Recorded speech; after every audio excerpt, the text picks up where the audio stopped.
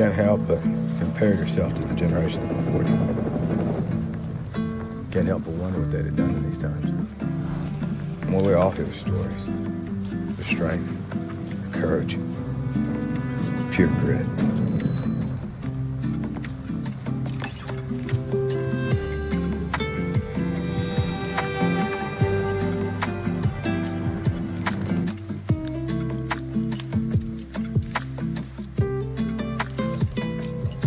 Can't help but compare yourself to the generation before you. Can't help but wonder what they'd have done in these times. And well, we all hear the stories. The strength, the courage.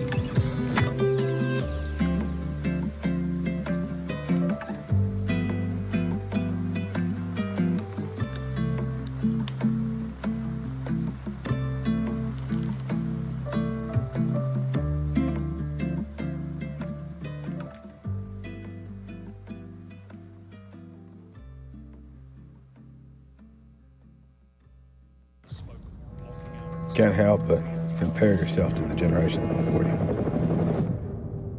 Can't help but wonder what they'd have done in these times. And well, we all hear the stories. The strength.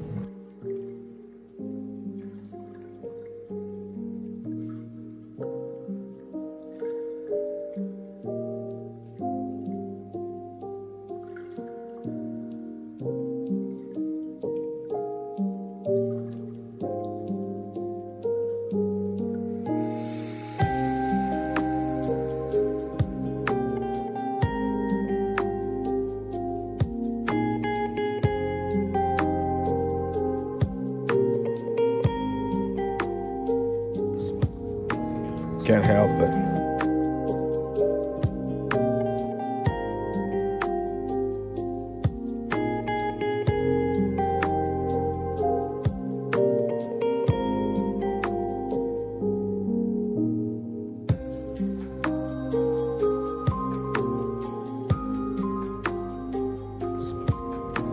can't help but compare yourself to the generation before you.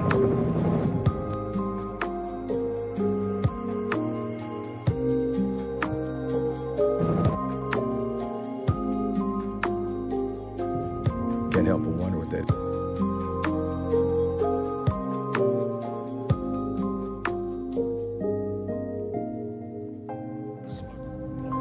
Can't help but compare yourself to the generation before you.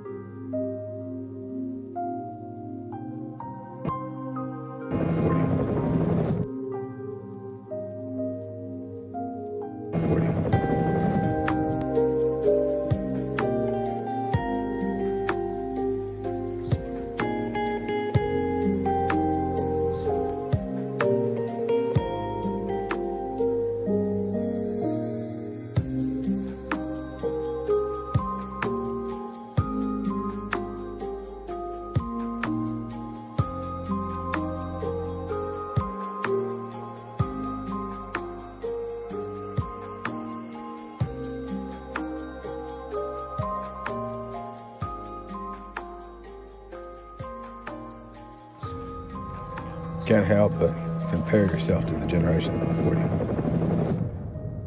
Can't help but wonder what they'd have done in these times. Well, we all hear the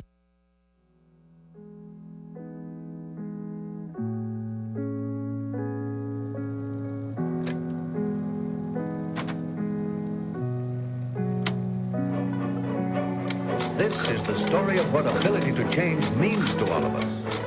America's call to arms.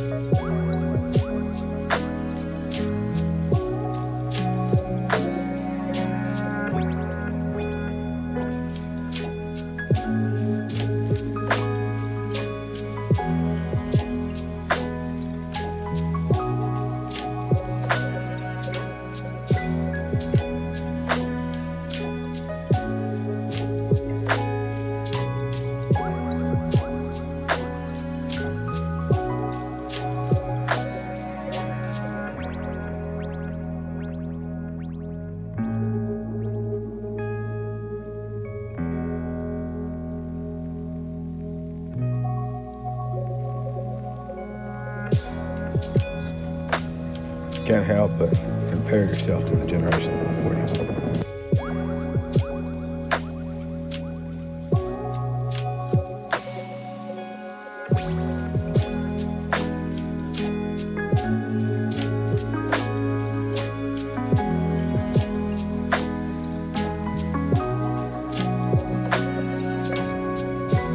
Can't help but compare yourself to the generation before you.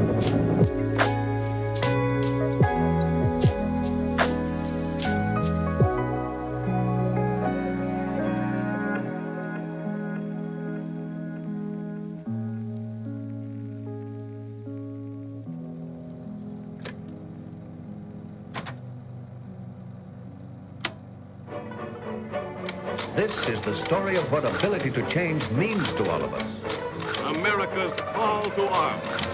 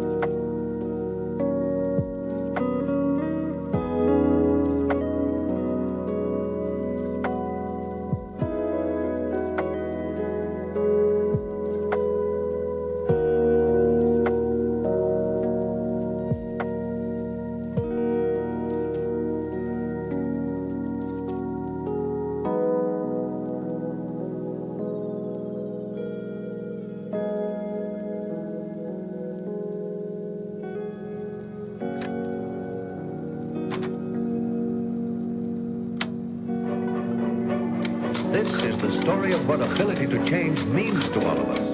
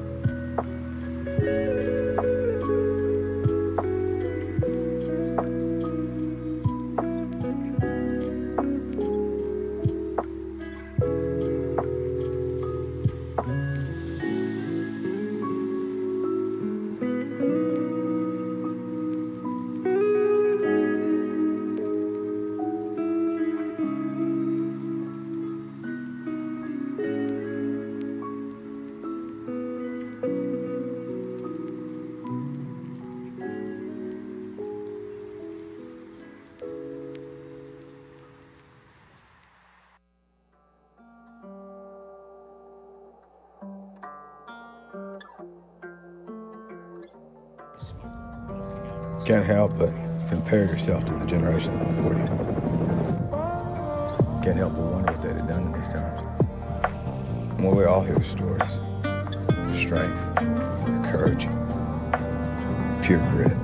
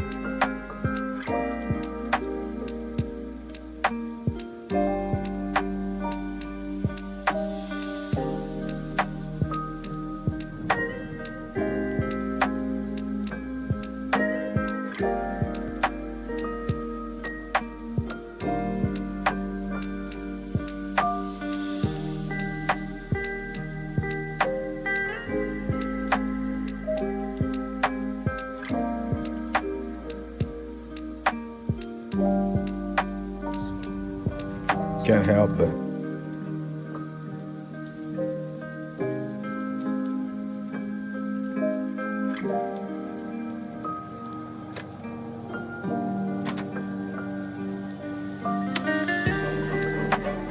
This is the story of...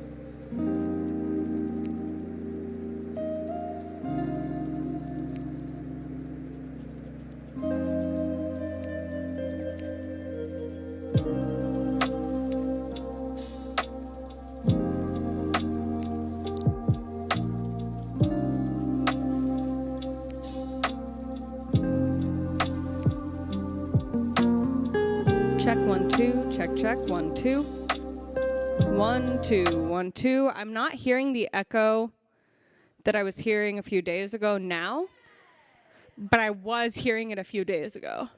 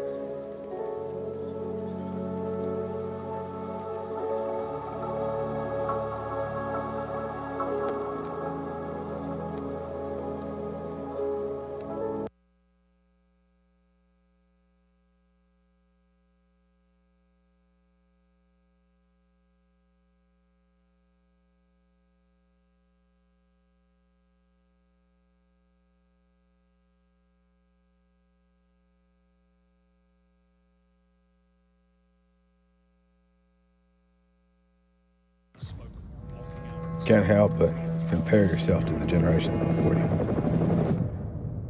Can't help but wonder what they'd have done in these times. Well, we all hear the stories. The strength, the courage, pure grit.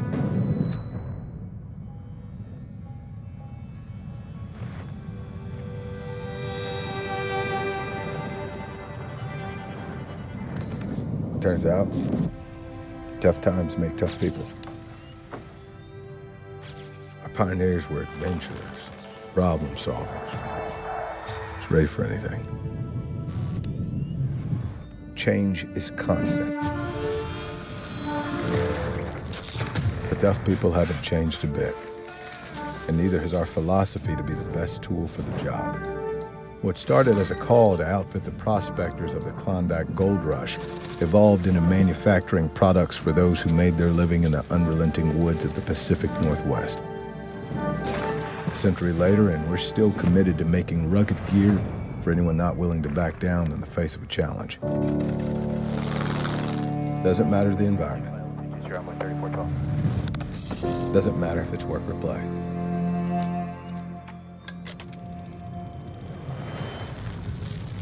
No one tells stories.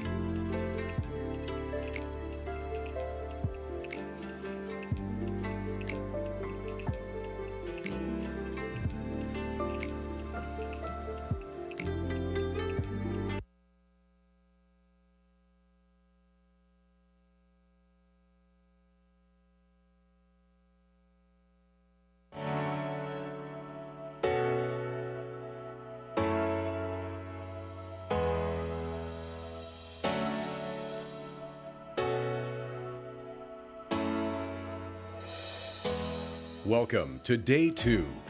We start today with Doug Thielen, Chief Marketing Officer for Selkirk Sport. Introducing this keynote is Dean of the Edward R. Murrow College of Communication, Bruce Pinkleton. During his time at WSU, Dr. Pinkleton has served as head of the Strategic Communication degree program, helping grow the unit into the largest in Murrow College. His research on health promotion, media literacy, and public affairs decision-making in the digital era has been funded by the National Institutes for Health, the Robert Wood Johnson Foundation, ABMRF, the Foundation for Alcohol Research, the Washington State Department of Health, and other organizations. Dr. Pinkleton's work has been published in Tier 1 journals in communication, health communication, and public health. As Dean, Dr. Pinkleton has established key areas of strategic emphasis for the Murrow College. These areas of emphasis are fostering student success, building collaborative partnerships, advancing excellence in research, and strengthening the internal foundation of the Murrow College. Please welcome Dr. Bruce Pinkleton.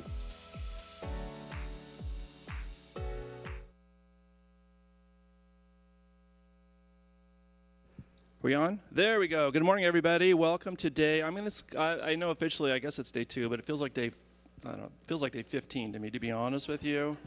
I think it's probably day like at least 2.5, right? We started on Tuesday with the Alumni Association Book Club. All right. So anyway, appreciate you being here. Excited. Looks like a great group, and we have an outstanding keynote this morning, as well as an outstanding lunch keynote. Both are going to be great. I hope you had a great day yesterday and are ready to go today. We have another day of outstanding panels and sessions, workshops, those kinds of things. And so please plan to go, ask questions. I've received so many positive comments from students. The panels have been just outstanding from what I can tell, and well attended also. It's really exciting. So appreciate you being here, and please take advantage of all that we offer. I'm here to introduce Doug Thielen to you. And Doug was a student of mine and is still speaking to me, so that's pretty impressive. I learned yesterday that Lisa also was a student of mine and was still speaking to me, so that also impressed me. But he's also a 2002 graduate of WSU. He has degrees in public relations and business administration, and he shared some of his favorite memories from his time here. One of them was the 97-98 Rose Bowl, which we all remember, University of Michigan. If the refs would have been calling that game correctly, we had one more play left, didn't we? One more play. Yes, we did it. We had one more play left, and we could have pulled that game out, I'm telling you. I really dislike the University of Michigan. That's just being perfectly honest with you.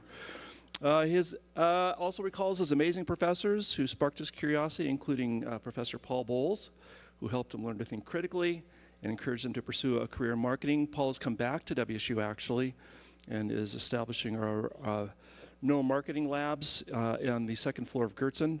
Exciting stuff taking place there. And then being able to apply the lessons learned in the classroom directly to his work at WSU Athletics, pardon me. And he did this between working in Cella's, in the kitchen, which I have to say I've traveled the world and had some amazing pizza, and Cella's is still pretty unique in my experience. So if you haven't tried a Cella's pizza or calzone, you're missing something, okay? All right. Doug spent the last 20 years working in outdoor sporting goods. I'm going to read here. I just don't want to miss anything. Retail, apparel, consumer product goods, and food industry sectors. And he's led award-winning campaigns for companies such as REI, Philson, Ford Bronco, Mountain Dew, Native Eyewear, Qdoba, Dickies, and currently he's a chief marketing officer for Selkirk Sport, which has a really interesting story I just learned this morning. I hope he'll share it with us. So today he's going to be discussing his career building brands. So Doug, come on up, talk to us.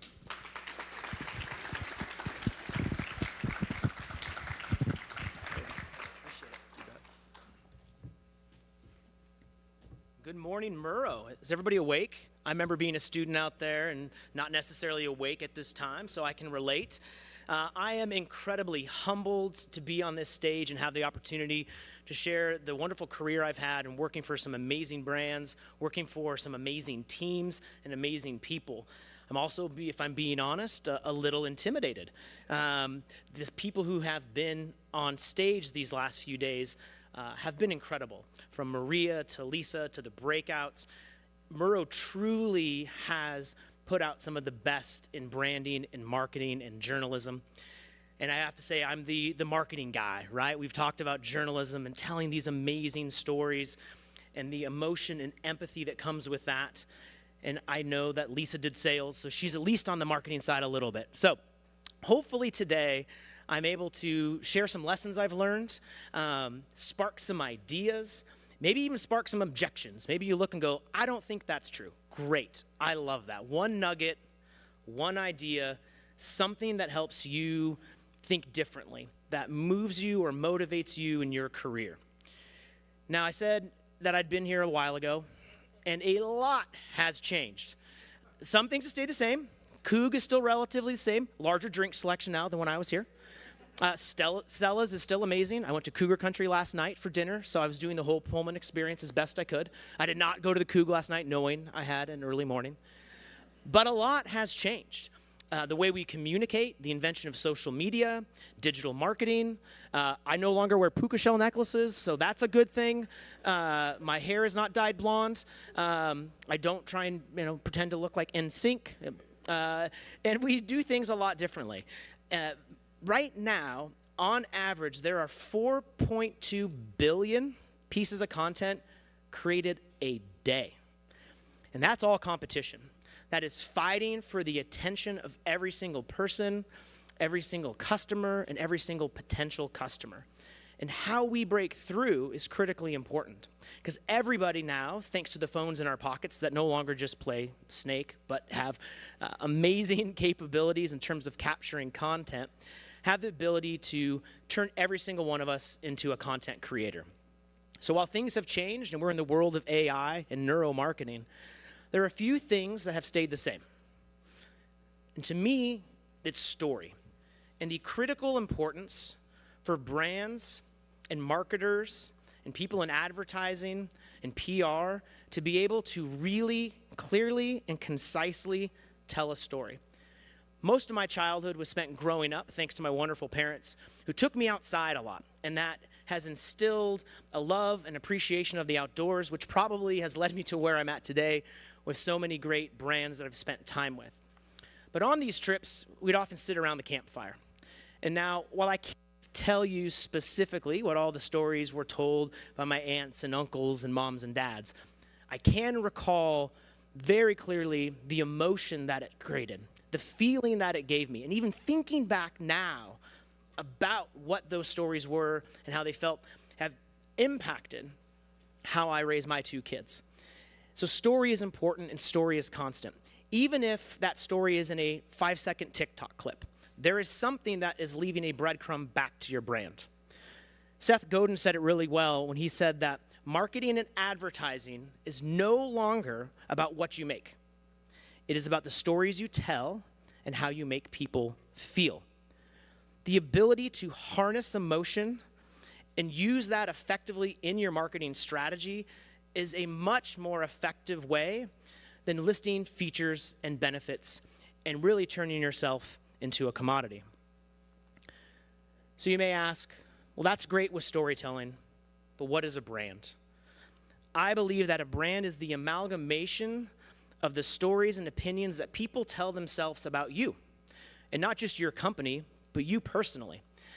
Brand and interaction, every piece of thing that you do is a breadcrumb back to who you are. It's these collection of stories that people tell themselves about you that form the opinion of who you are and what you are as a brand. There's a lot of conversation about what is marketing these days. I believe brand is who you are, what you believe, and how you show up. So without that, what are you? If you don't have the stories to tell, I believe your brand is a commodity. We all know what this shoe is, or most of you should. That's a Nike. That's a Jordan.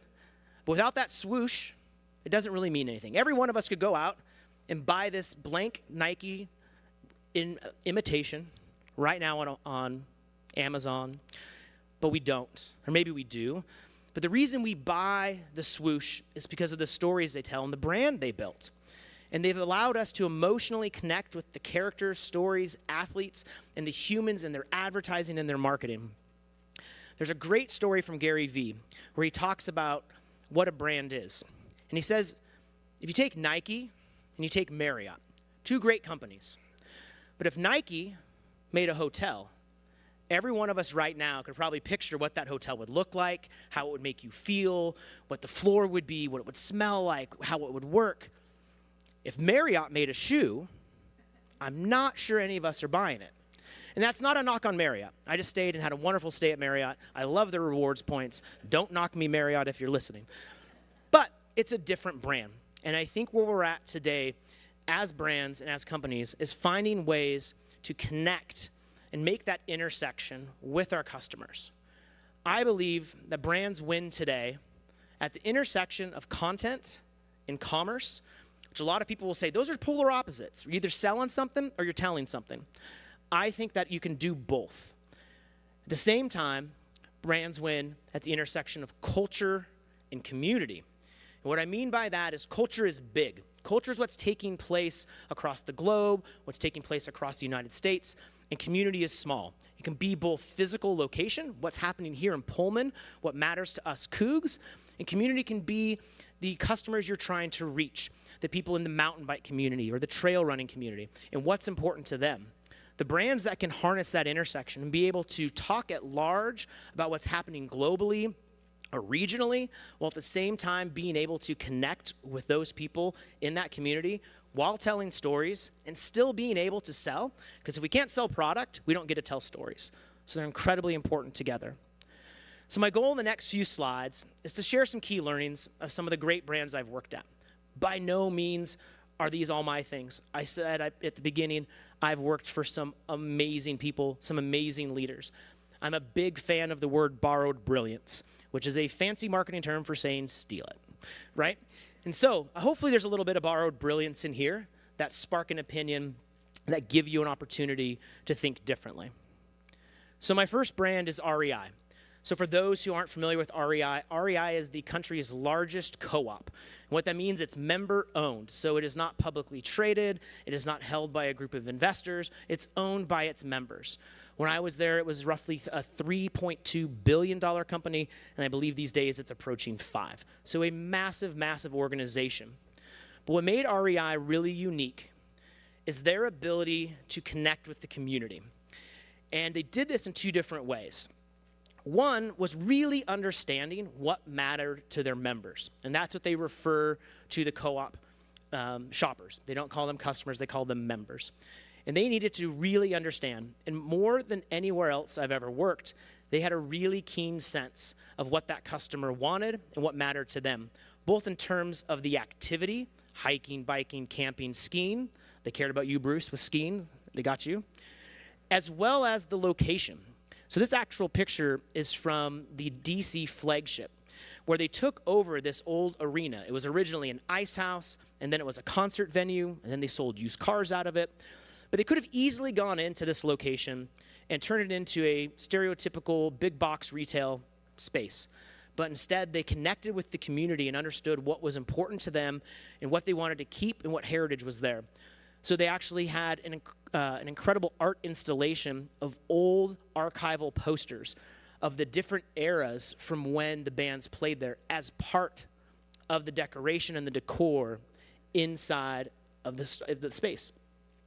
So to me, connecting with your community and understanding your customer will unlock a new level of creativity and new opportunities. Without connecting to the community and understanding what was important to them, there's no way that design team decides to pull archival pictures and imagery from 30, 40 years ago as part of the design. So it's not just a nice thing to do, it can be a critical unlock into the creativity and execution that you do as a brand. The next idea that I learned at REI was the idea of shared values. A saying we had a lot there was we had shared values, not share value. And that allowed us to do things in the name of the member and in the name of the customer. Internally, we had a very clear sense of what those shared values were and what we needed to do to communicate that to our customers, to our members, and to potential customers. We believed and had this internal saying that a life outdoors is a life well lived. And through those shared values with our community, we needed to put those into action. We didn't want to be a brand that just talked about it. We wanted to be a brand that was about it. There we go. And that came to life through this idea of actions, not acting. It's very easy in this day to build a slick marketing campaign, to roll out a very cool video and express and say, this is who we are and what we are about. It's another thing for brands and companies to actually put their money where their mouth is, to actually take action on that. And this came to light in a campaign that I am incredibly proud to have been a part of. And by no means can I take any credit for, because it was a massive team that worked on it. But a few of you may remember back in 2014 when REI decided to close their doors. And we did this on the single busiest retail day of the year. It was called Opt Outside, where we said it was more important to give our employees time outside with their friends, families, partners, community, than it was to make a buck that day. And it was a gutsy move to do that. It was a move, though, that was led by the values we held and what we believed. And we knew if we were true to that, it would connect with the customers, and taking a one-day hit would actually benefit us in the long run. Additionally, once we started doing this campaign, it was something that turned into a lifelong mantra for those at REI. It was not something that was one and done. It was something that was on display every single day. It was a way to express those values through an action. We continued on that route with other campaigns like Force of Nature, where we began to feature people we've never featured before, and the idea that you can't be what you can't see. And that wasn't just a campaign. We made sure that it was an inclusive campaign that allowed the product design teams to actually build new product for people that hadn't really been included before, which led to this idea of opening the aperture. And what I mean by that is REI was one of the first places I worked that really took a look at our existing customer profile and who we were serving, and at the same time had a tough, honest conversation and said, who are we not serving? Who do we need to be doing a better job of reaching out to and including, not just in our marketing, but in our community? And we needed to be able to do that in an honest way. And so by doing this, not only did it open up the aperture, but allowed us to bring new people into the fold. And if we truly believe the idea that a life outdoors is a life well lived, there's nothing exclusionary about that. We believe that for all. And what's really unique through this process is as you get to this last slide, it then kicks it back over to the beginning again, which is we had to understand those new communities we wanted to speak to, what was important to them, what values could we share, and how do we take action on it. REI was one of the places that really gave me a springboard into the outdoor industry. Prior to that, I had been at agencies and was in the restaurant startup space. And I knew that for me, this was a thing that I really connected with and I wanted to spend the next phase of my career in. And REI gave me that opportunity to be a part of a really big brand, to understand how a big behemoth worked, what I liked and what I didn't like. And that led me to my next stop, which is Philson. So for those of you who don't know, Philson is a Seattle-based company that started 7 years after this institution in 1897. They build apparel, bags, and really got their start outfitting people who were headed to the Klondike for the gold rush. Once the gold rush was done, they reinvented themselves again, and they decided to really outfit those in terms of kind of the timber gold rush that happened in the Northwest. They continued to evolve into being an outfitter. And when I came on board, they had just come under new ownership and were really looking to connect with the modern consumer. So we went through a number of different activities to ensure that we were able to connect with those consumers and really define who we were. Now, most brands will spend a lot of time talking about who their customer is, who their target is, who they are, who they want to be. We spent an incredible amount of time, and this was one of the first places I saw this, and still use it to this day. Sorry for the incorrect grammar, not AP style. We talked about who we weren't, and we had an emphatic understanding of what we were not. And what was incredibly important with that, in addition to understanding who we were, what we looked like, what we would, if we were a person, we went through exercises of what would we drive, what would we listen to, what would we drink, who would we hang out with, what concert would we go to, what art would we take in. We did those same exercises to understand who we weren't. What that allowed us to do was scale, because everybody on the creative and marketing teams knew those parameters, and we were able to move really quickly with a shared understanding. And in doing so, we were able to grow much faster, remove bottlenecks, and tell better stories. The other principle we had was that ugly photos tell stories too. One thing Philson is really known for is their incredible photography. And that came from that slide before of having a very clear sense of who we were and who we weren't. What we needed to do too was make sure that we took no bad pictures, because while the pictures in this slide make you feel something, you can smell it, you can hear it, you can go back to maybe when you saw something like that, bad pictures do tell stories as well. And a lot of times I'll get asked at conferences or reached out to by small startups, and they ask, well, what's one thing we should do? And one of the things I tell them is hire a damn good photographer, either on staff, work with contractors. The social media community is incredible, but if you have your brand guidelines really, really dialed, you are able to tap the community to be a source of content creation for you. What's amazing about Philson is that most people think, oh, you must have had one photographer. Everything looks so beautiful and tight, like it all came from one person's POV. On average, we use 15 to 25 different photographers to create the content you see inside of that ecosystem. But it was because we had such strict guidelines and a good core understanding of who we were and who we weren't that allowed us to really work with a large-scale group of people. The next thing was, okay, we know who we are. We know we don't want to take bad pictures. But how do we stand out? And for us, we knew we needed to tell stories from the deep end of the pool. I know this picture's wild, so I apologize for the early morning graphic photo. But it definitely makes you feel something. And what we knew is that sometimes to stand out, you have to go where others can't stand. Meaning, in the outdoor space at this time, there was an incredible amount of content being released. It was kind of the content heyday of things from REI and Yeti, films and documentaries and personal stories. And we knew we could not compete with them. We didn't have the budgets, we didn't have the teams, we didn't have the scale. But we knew that if we told stories that really connected with our brand ethos, which was about uncovering the wild and unknown and connecting people in these urban environments to things they may have forgotten about or not get to see on the everyday, that we would connect with them on an emotional and human level that would let us stand out. This photo is actually from a campaign, from a story, a documentary that we considered building around, based off a story from the Wall Street Journal about women in ranching. And you can look it up. It's incredible, her story. But this is, she had a rough fall, as you could say, but was incredibly happy doing what she did. And so for us, we took this path. We decided to tell stories that you may not find in the shiny, happy outdoor world. One I like to tell, and hopefully doesn't turn too many stomachs. In the outdoor industry, there was a lot of recipe giving at the time. It was very trendy to talk about what granola to make or what to put in your pack.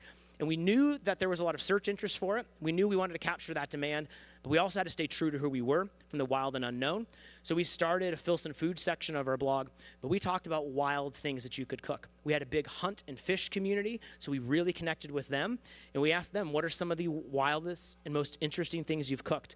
One of my favorite posts, just strictly from the ick factor that the comments were on Instagram, was how to cook a beaver tail, which apparently is a real thing that you can cook. I'm not sure how good it is. I haven't done it. But talk about getting into the deep end of the pool. Now, the other thing, you can have great photos, you can have great stories, you can have great content, but if you don't have distribution and a plan to get people to see it, it's like a tree falling in the woods. Did anybody hear it? So you have to be able to work cohesively with your creative team to build a marketing plan to integrate how this content will get released. Where is it going? How are you creating it? Are you creating unique content or cut downs of that content for that channel? TikTok, very different than Facebook, very different than YouTube, and just resizing something and throwing it up there is not a plan. Hoping something goes viral is not a plan. That's essentially like saying, I hope I win the lottery. That's my retirement plan. Not a good idea. So the idea that we needed to build plans and be very, very intentional in our content distribution is what helped us get millions and millions of views. Now, there's been some great pictures, and Philson is one of the most beautiful brands I've ever worked on.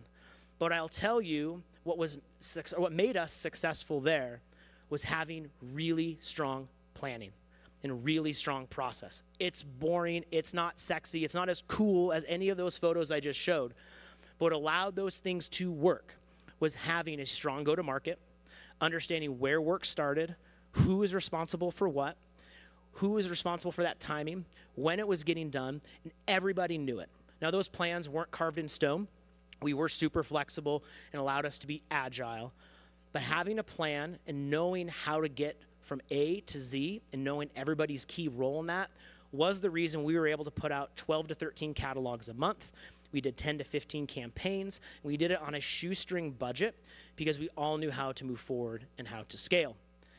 And that all came together really in the culmination in 2020. So we had plans, like everybody did at the beginning of 2020, that were grand, and those all got thrown to the wayside with the pandemic. So in that moment, we couldn't shoot, we couldn't do a lot of things from a content collection perspective, but we really wanted to put something out there that was motivational, inspirational, and kind of let everybody know where we were. So that culminated in a bit of a remix of existing content into a 1-minute brand spot that I'll share now.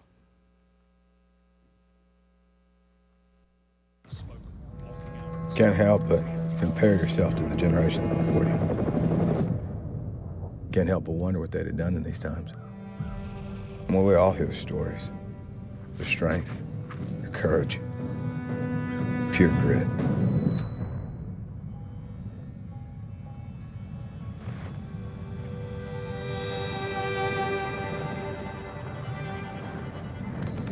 Turns out, tough times make tough people. Our pioneers were adventurers, problem solvers, just ready for anything. Change is constant.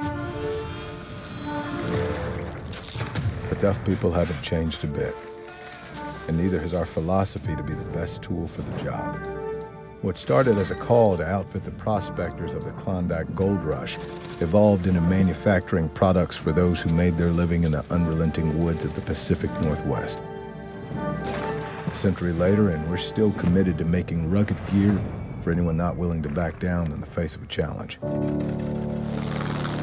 Doesn't matter the environment. Doesn't matter if it's work or play.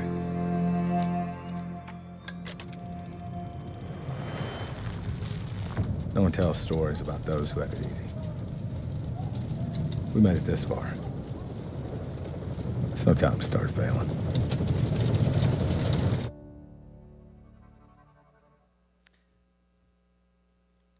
So we released that again in 2020 as a way to kind of pull all of the work we had done for the last few years together to kind of set a tone for who we were.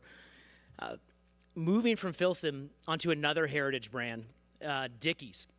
So I had the chance to work on Dickies with just an absolute all-star team of folks from different spots in my career. Our CMO at the time brought us all kind of back together to come there.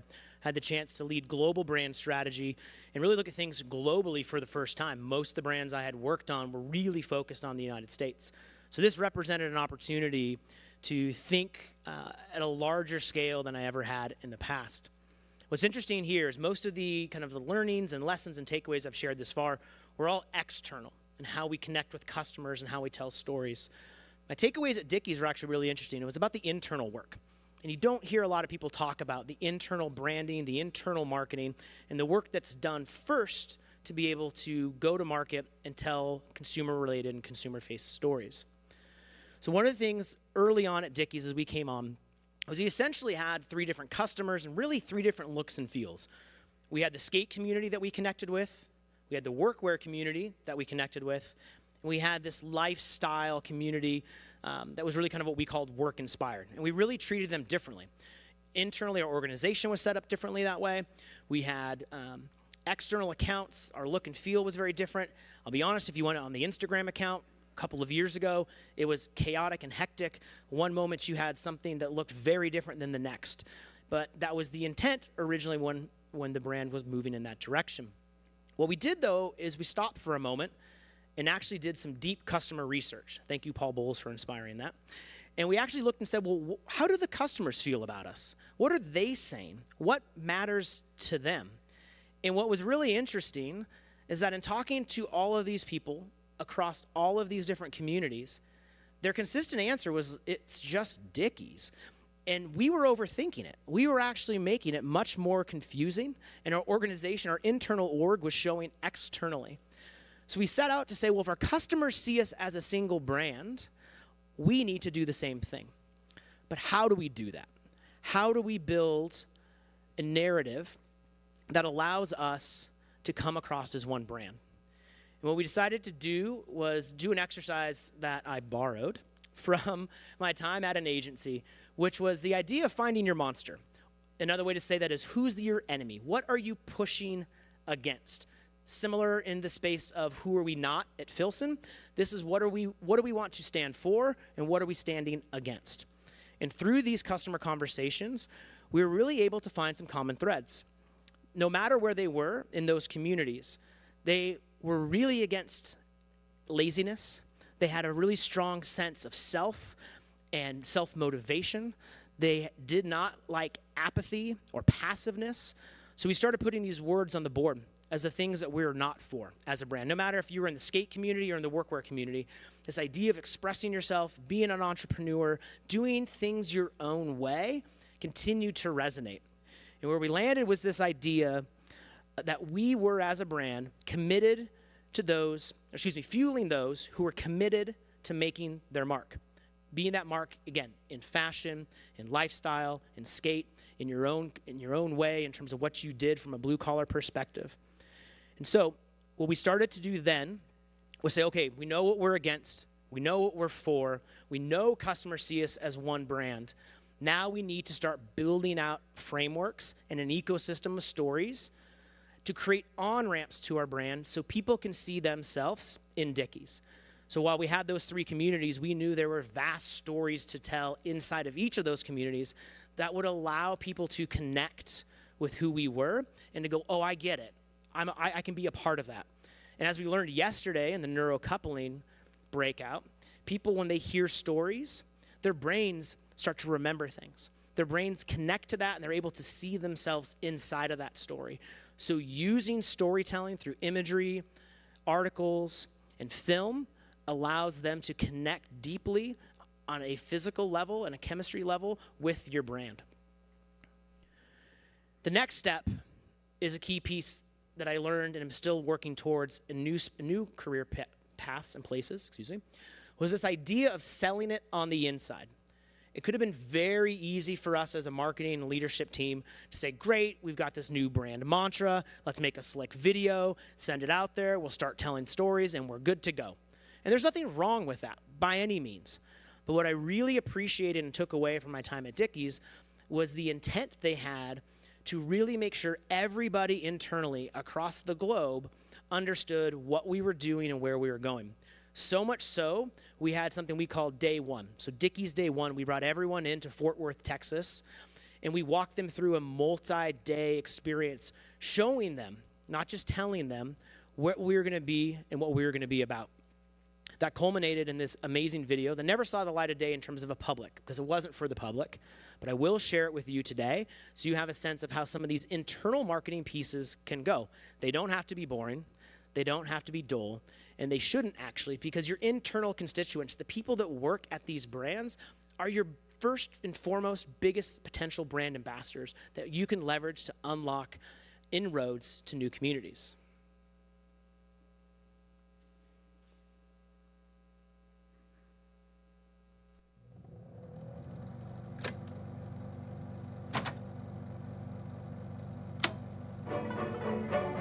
This is the story of what ability to change means to all of us. America's call to arms.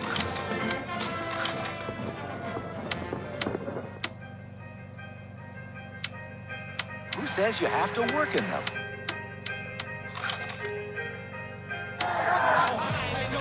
We have the imagination that meets change with change.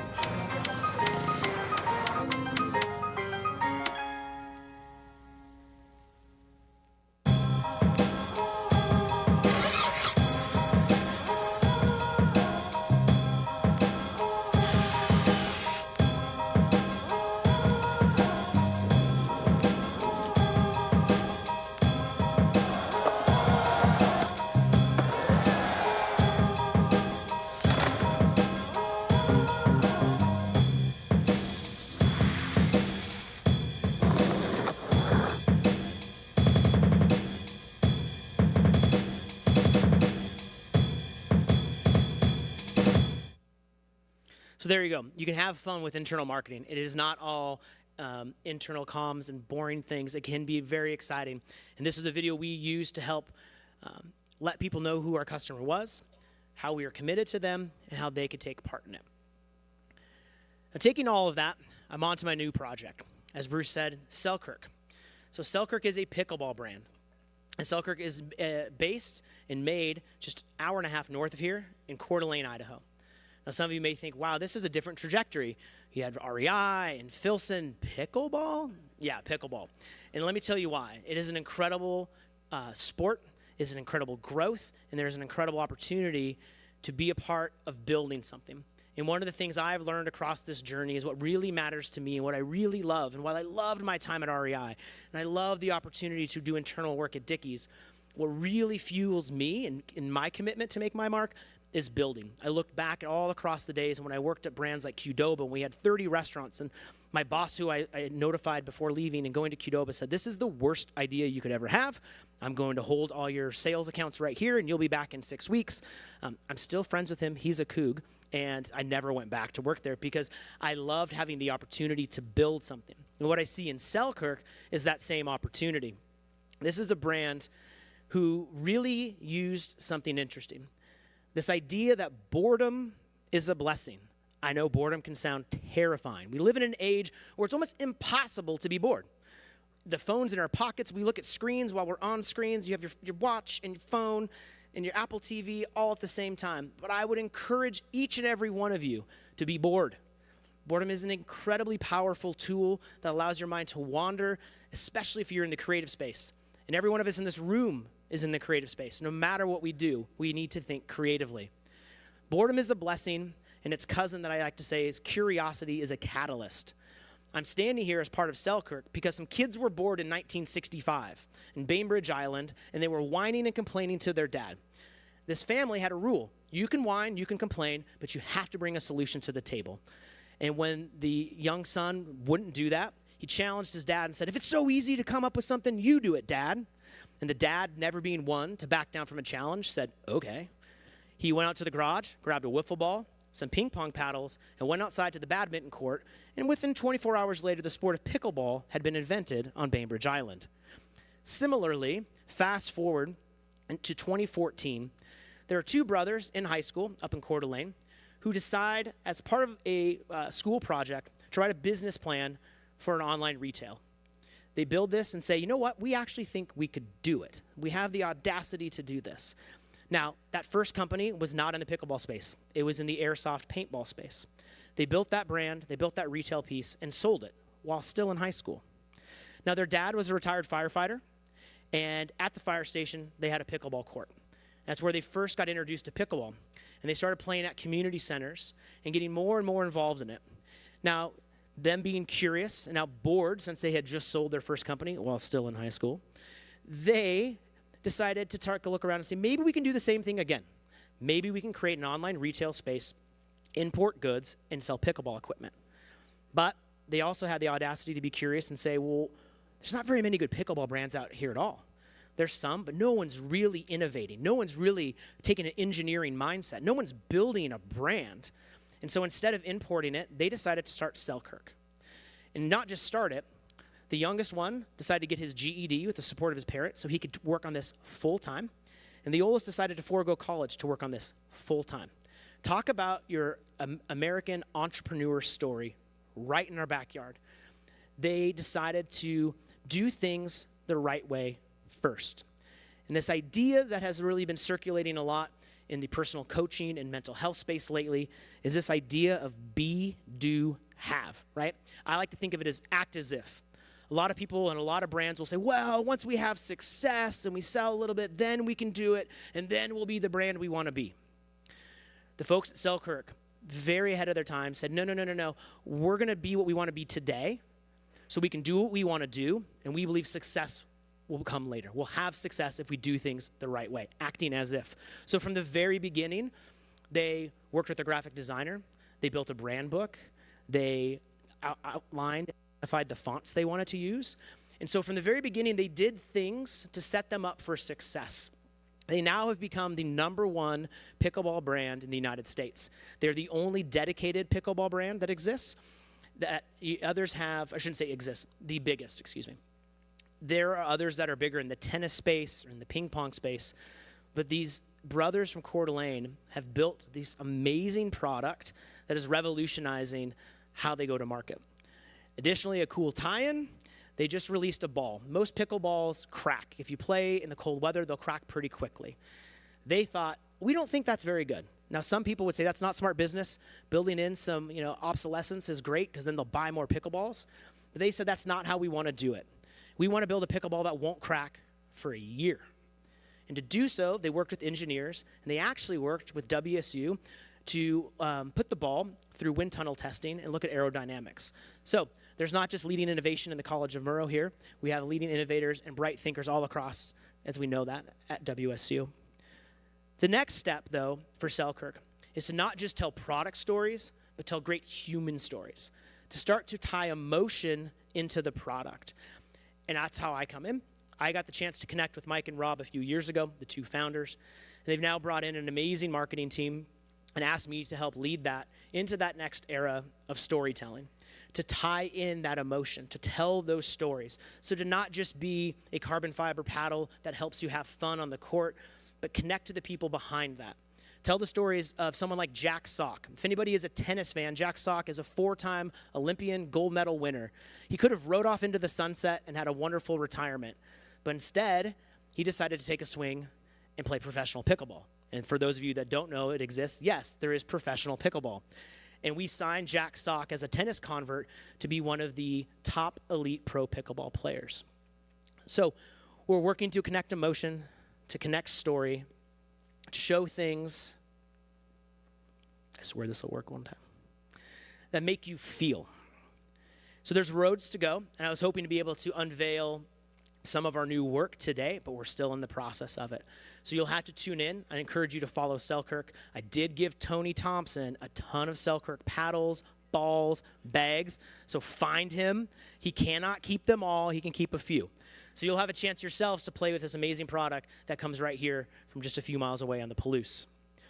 So I know we're running close on time, but I do want to stitch a few things together across all of these brands. One of my favorite sayings that I borrowed from one of my favorite strategists, Andrea Nicolescu, I will give her credit for saying this. She would always say, "Don't tell me you're funny, make me laugh." And I've always remembered that. And what she meant by that was tell me a story. Don't say your product is tough and rugged and durable. Anyone can say that. Show me. Tell me. Find a way to build a story around that, and that is what's going to sell your product and connect you with your customers. The next thing, we've heard this in multiple speeches all week long, you gotta make them feel something. You gotta make them connect with it. Make them feel something good, bad, but whatever you do, don't be indifferent. Make them, put them in that place, be able to smell it, taste it, feel it, and create those connections to your customers. You got to connect with them. You have to understand who your customers are. You have to understand who your internal employees are and find a way to be able to connect with them on a deep level. Finally, some personal takeaways, some things I wish I would have known if I had a DeLorean and can go back time with Marty McFly and see and learn. These are some things I would have told myself. Again, take them, leave them, but hopefully there's something here that you can use. One is have the audacity to be curious. Curiosity has become my superpower. I used to be embarrassed by it. I asked questions all the time. My mom will tell you how annoying I was. But I have found that if I'm thinking it and I'm curious about it and I'm wondering, there's usually somebody else in the room who's thinking the same thing and it just isn't speaking up. So speak up, ask questions, look for different angles, and have that audacity to be curious. Next, be a learn-it-all. This is something my favorite CMO told me. She said, don't be a know-it-all, be a learn-it-all. Be a voracious intaker of content. Read, listen, consume, be a learn-it-all. And there's the great saying that if you're the smartest person in the room, you're probably in the wrong room. And I love that idea, that you need to be a learn-it-all. To just stand up here and be doing this today makes me nervous. It makes me uncomfortable. I'm having to do new things and learning. But doing that is an opportunity. Also, it's an opportunity to make mistakes. There's a fear that we have among a lot of us, especially when we come out of school. You got to get it right. You can't make mistakes. You got to have the right job. You got to do the right thing. There's some truth to that. But be okay making mistakes. That's how we learn. I mentioned earlier I have 2 kids. They're phenomenal. But watching a kid learn to walk, they don't get it the first try. They stand up, they fall down, they try it again, they grab something, they hold on to it. That's how they learn. That's how humans learn. So make mistakes. There's a great parable out there that a professor in Florida in our art school took his class and separated them in half. And he said to one half, your assignment for the semester is to make the perfect pot. You get to turn in 1 pot. That's it. The other half of the class, you have to make as many pots as humanly possible. That's what I want to see. And the lesson at the end was those who took all the time to think about it and theorize on it and hem and haw on it to make the one thing, to make the one perfect pot, actually didn't make something as good as those who took the time to put thousands of reps in. So make mistakes. It's okay. Make them early, make them late. It doesn't matter. And the last one is a personal mantra of mine, which is the idea that comfort is a slow death. And I don't take that as a morbid thing, but we have to be used to and get ready for being comfortable, being uncomfortable. Change is always going to happen. It's the only thing that's constant. And if you can get used to this and embrace it and know that you can get through it, this is an idea that I have used in my life. Even today, as I was nervous to stand up here in front of so many wonderful people and share a stage with the folks we had yesterday, I reminded myself it's good to be uncomfortable. It moves you forward. And finally, when in doubt, go Cougs. Thank you.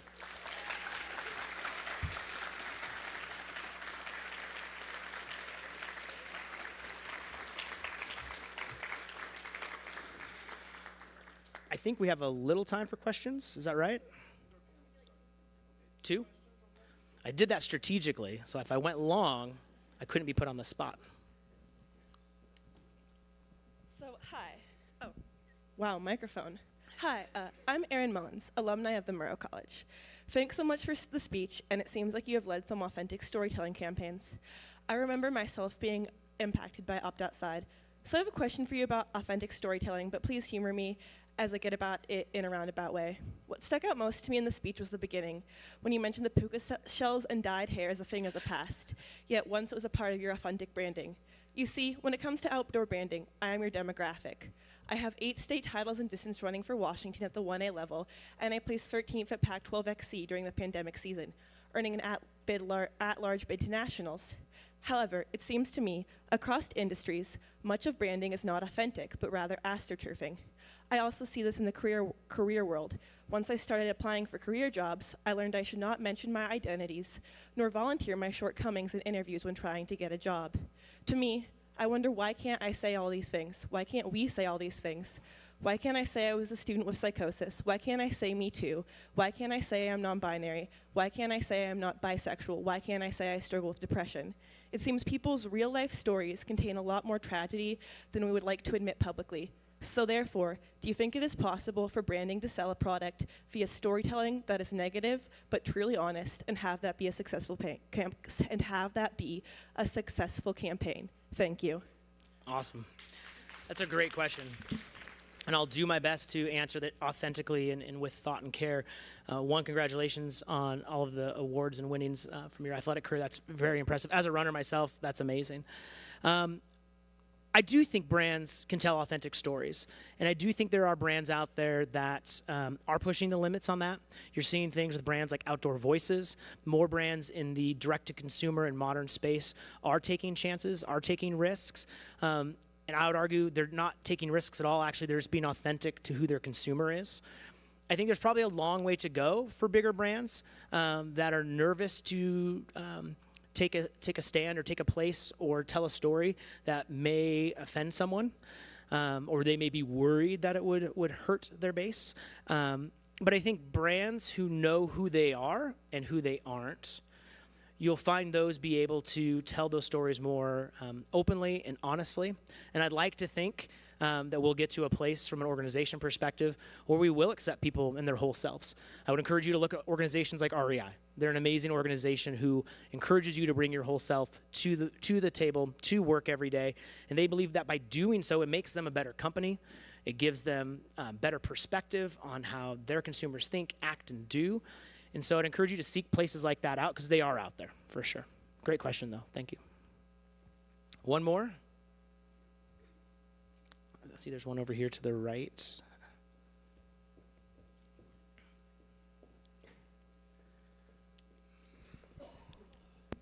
Hey, Doug. My name is Grace Laframboise, and I'm a junior here majoring in PR. I just had a quick question. It was really interesting watching both like your videos from Philson and Dickies, and how I noticed how both of those videos started with like these clips of like deep history of both of those companies. And now as you're kind of shifting towards Selkirk and developing like this newer company, what is the importance of history in a company, new or old, in marketing? That's a great question. Very astute observation. Both Dickies and Philson were heritage brands. So Dickies was 100 years old when I came on board, and Philson was 125 when I was there. So they had a lot of history to play with. I think it really depends on where the brand is wanting to go and what those brand personas and ethoses are. So with Dickies, we wanted to leverage the past internally, acknowledge it, but you will notice externally there's not a lot of marketing talking about the history. They wanted to kind of move forward from that. I do think brands that have a history, it can be a wealth of knowledge. It can be a really good source of content to pull from. I think for us at Selkirk, we are going to pull a little into that history. That story I told of Mike and Rob and their founding isn't really well known. They're very humble brothers. They're very quiet. And if you ask them, they're like, we haven't done anything yet. We have so far to go. My job as the head of marketing and PR and comms is to get them comfortable telling their story. We have some big goals in terms of telling that story. They've been around 10 years. Most people would not believe that a pickleball brand has been around 10 years. And to have it started by two entrepreneurs is, to me, really telling of who the brand is and where we want to go from an innovation and growth perspective. They're family owned, they're USA made. There's a lot of nuggets there that we can really pull forward. So while they don't have a history of 100 years, I think their founding story, and you see that a lot. There's a great podcast I listen to called The Fit Insider. It's really about the health, wellness, and outdoor industry. But a lot of the stories you hear from founders there, I just listened to one from Daily Harvest and the woman that started that. Her story's incredible. They're a brand that started, I think, 2015. Don't quote me on that. So relatively new brand, but they have a story to tell. So I would say we can decouple the idea of like history being something that's very old. That's true. But also your brand and company's history or your personal history can be something that's more of a, from this point forward, this is what we want to be, and here's how we got there. Awesome. I think that's it. Thanks, y'all.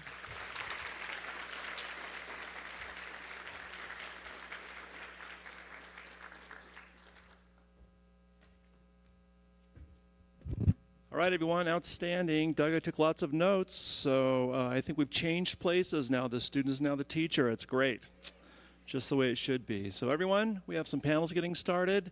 Get some coffee. There's still some food over there. And run away. We have great places to be. Lots of good learning take place. So make haste.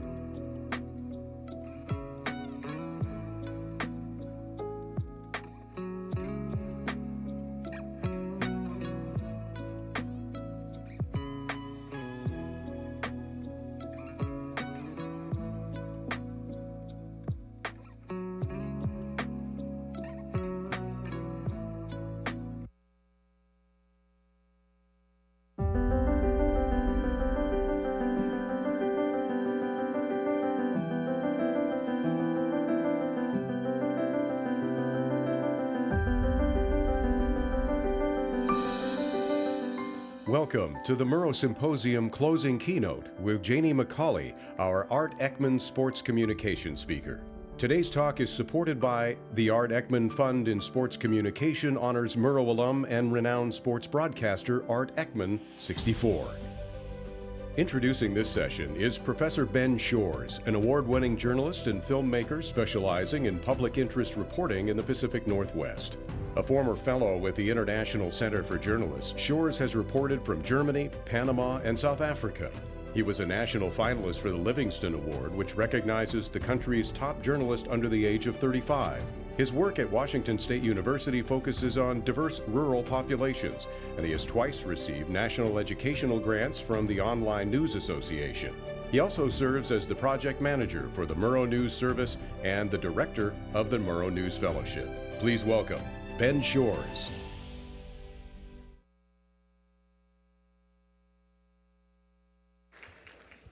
I'm glad most of you didn't hear that introduction because it's kind of embarrassing. But I'm really pleased to be here. If you've had a good symposium, could we just get a round of applause for everybody who's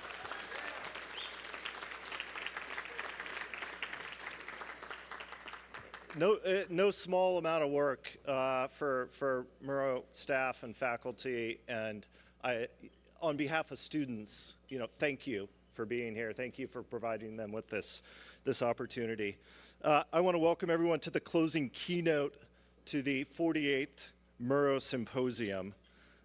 We are honored now to have a good friend of the Murrow College, Janie McCauley, with us today as our Art Ekman Sports Communication speaker.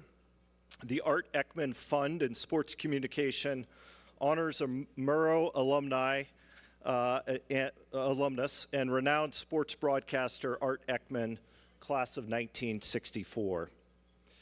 We are so pleased to welcome Janie McCauley here. Janie has had a remarkable career as a sports writer. She graduated from the Murrow College in 1998. I'm going to go off script and say a couple things about Janie. One of which is just her dedication to the college and to students. And in 2019, I had the opportunity to take a group of Murrow students to France and Belgium to cover two sporting events. One was the World Cup, and the other was the Tour de France, the Women's World Cup.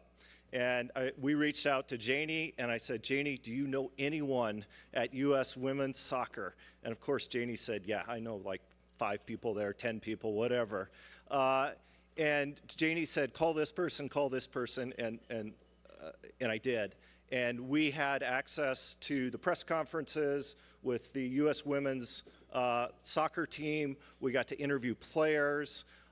And we got to go to the what I believe was the semifinal match between the U.S. women's team and France in Paris that summer. And I still have students talk to me about what an incredible experience that was. Janie also very generously helps connect our students each spring training when they go down to Arizona, and they get in the dugout. They get to talk to players and coaches and managers, and we're just so deeply indebted to you for that. If you saw Janie yesterday, after her talk, you probably saw a string of students just trailing behind her like a Pied Piper, following her around. And that's because Janie is a phenomenal journalist, but she's also just a phenomenally good person. And we see that empathy, that ability to connect almost immediately with our students. And that's what draws people to Janie. It's not just our students, and it's not just at Murrow as well. As we can see in this video, it's other people from throughout Janie's career.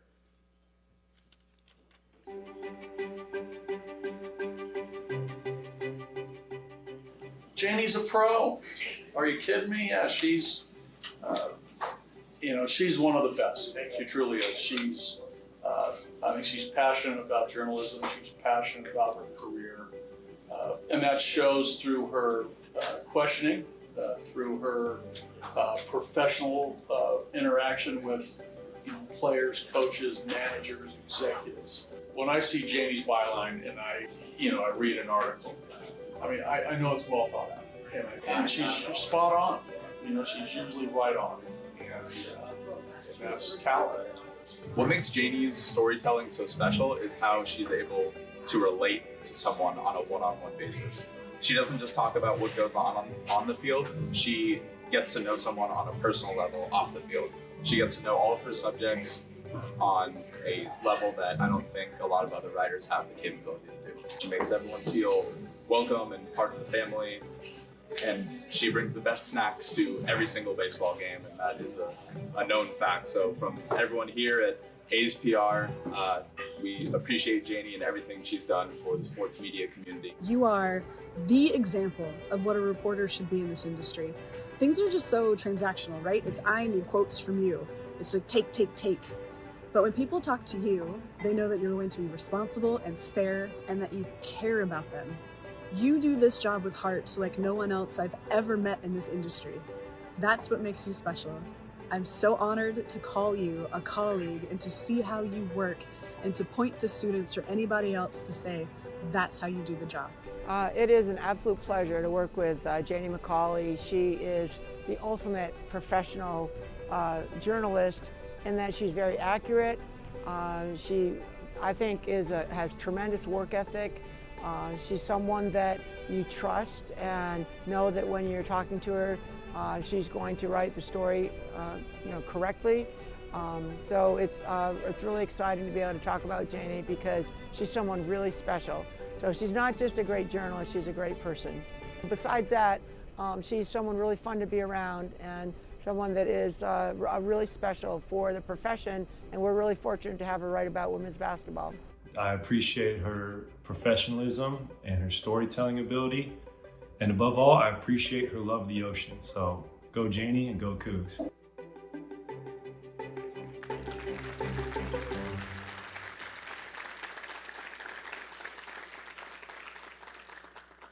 Please join me in welcoming Janie McCauley for our keynote.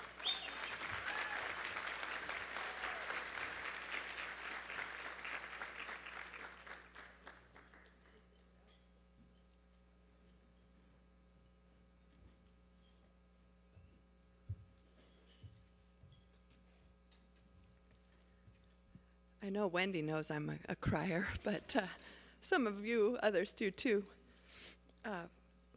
Wow, that was unexpected, Ben.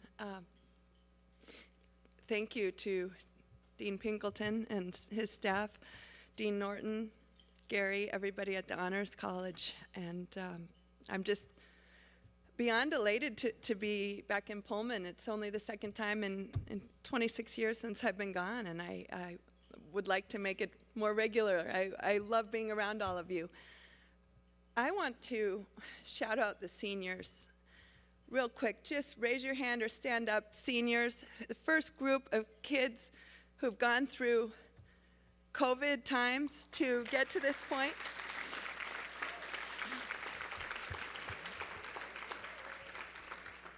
Beyond proud of all of you. I can't fathom. And to the staff, every staff member, support staff, professor, who've helped navigate these uncharted waters for these kids. Raise your hands, please.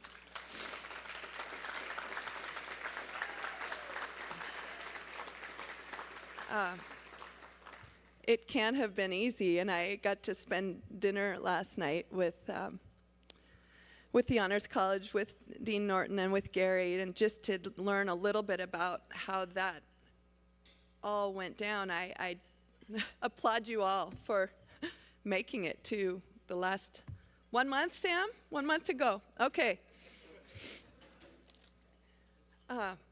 It's funny. Jeff, could you put Anya's photo up for me, please, just for a brief moment? Because the theme that has kept coming to mind for me today, and following Maria yesterday, who just blew us away with her courage. The word courage has come to my mind for the last 24 hours as I began to really think how I was going to do this. And I swam this morning for a minute at the pool, and Anya I spent every day with Anya Niedringhaus at my first Olympics in the mountains of Italy in 2006. We lost Anya 10 years ago today, and I didn't know that when I went to look something up on her today. 10 years ago, and she was 48 years old, and I am 48. And I just wanted to, she died in Afghanistan as a photographer for the Associated Press, pursuing truth. And our writer, Kathy Gannon, was sitting right next to her in this car. And Anya was killed by the security detail hired to keep her safe. And it's April 4th today. It's been 10 years, and she's on my mind and was on my heart. And I just wanted you to see her face, someone who represented all of the values and the pursuit that we're all on to do this calling. It is a calling. Does everybody agree it's a calling to do this? Because it's not easy. Gunnar, you're not going to be going skiing on the weekends if you're a sports writer. You're not going to be, at every kid's piano recital or dance class. So that there are some sacrifices. Every single one of them has been well worth it to me. I'm glad I'm not a war correspondent. I have been privileged to watch sports for a living, and I have not lost the perspective on the fact that I go to see sporting events that don't matter in the big picture of life. I mean, you guys all care about your sports, sure, but Anya was pursuing truth and representing all of us in a way that would make Edward R. Murrow quite proud. And I found myself this past week listening back to some of Edward R. Murrow's World War II reports and thinking about, so my mom Connie is here, class of 68, a letter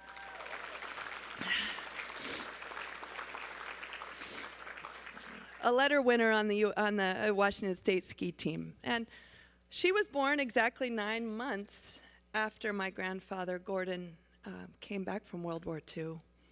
And we nearly lost him over there. And so that was weighing on my heart this past week too, listening to what Edward R. Murrow did and feeling more of a connection to my own grandfather's service and my mom.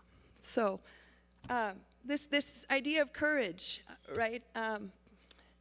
I challenge all of you to maybe go look at an AP winning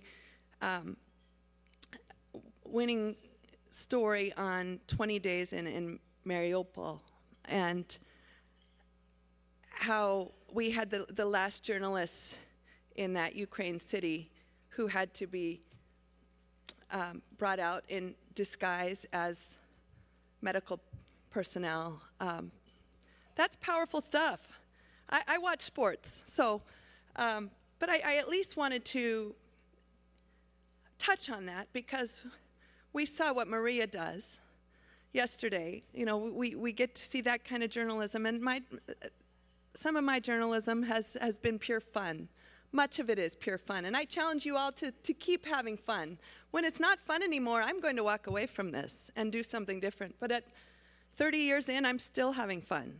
So please, if you're going to do it, have fun, because you're not going to be going on these ski trips with your friends if you're working weekends. There will be some things that you absolutely have to give up.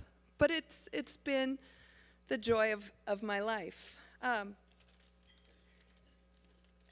And I'm from the small town of Leavenworth, Washington. So don't think that if you come from a small town or you come from different means or challenges, whatever those are, I don't care what that challenge is, that doesn't mean you can't go do what you want to do. And it may look very differently for you guys coming out now than it did for me. I mean, you've been through uncharted waters through the pandemic, and so the internships may not be right there for the taking in exactly what you want to do, right? We're going to have to be creative. We're going to have to think outside the box. But find something and get it. I think one of Maria's messages yesterday was just say yes. And I liked that. That resonated with me. I was the kid who crossed the mountains from Leavenworth one time a year to go to a Seattle Supersonics game. Okay, once a year. And my parents let my brother and me have 1 hour post game for whatever shenanigans, as long as we weren't arrested or anything like that. But those were the best days of my year, every year, to go to one Sonics game. And that influenced what I'm doing today. And now I have an opportunity to go back and thank those folks who influenced that path. And it's funny, now I'm old enough that I've covered Gary Payton and his son. So it's getting to this point where that makes you start to feel a little bit older. My dad wanted me to go to law school. And he kept coming at me the way he did. And I love my late father. He would be thrilled that I'm back in Pullman. But it was pre-cell phones. I was working at the Spokesman Review. And he would call and he'd leave a message on my voicemail in the office. And he'd say, I want to put you through Gonzaga Law School. You've got till 5 p.m. Okay. And then I'd get a message on my home phone. And I was in the middle of the State B tournament. Has anybody heard of the State B tournament? Okay. At that point in my career, that was the NBA Finals. Okay. That's the biggest week of, that's the biggest thing I have going on. And then there was a message at home. I want to put you through Gonzaga Law School. Your deadline's coming up, 5 p.m. to decide. Eventually, he kind of, I didn't respond, and I was in the middle of the B tournament. He came down eventually and got to run quotes at a Stanford football game and talk to Notre Dame great Paul Hornung. And he left me be after that.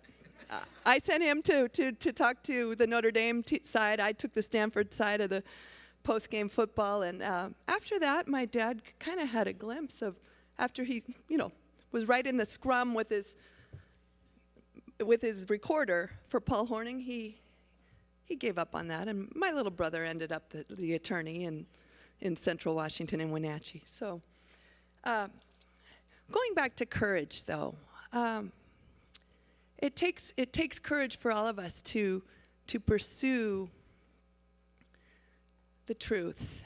And there are opportunities for me to do that, even as a sports writer. And I said how lucky I am to go to games and to meet Stephen Curry and Tara Vanderveer. I'm blown away by this, Ben, and thank you, all of you who made this video, and Tara Vanderveer, who just became the all-time winningest coach in basketball, men's or women's.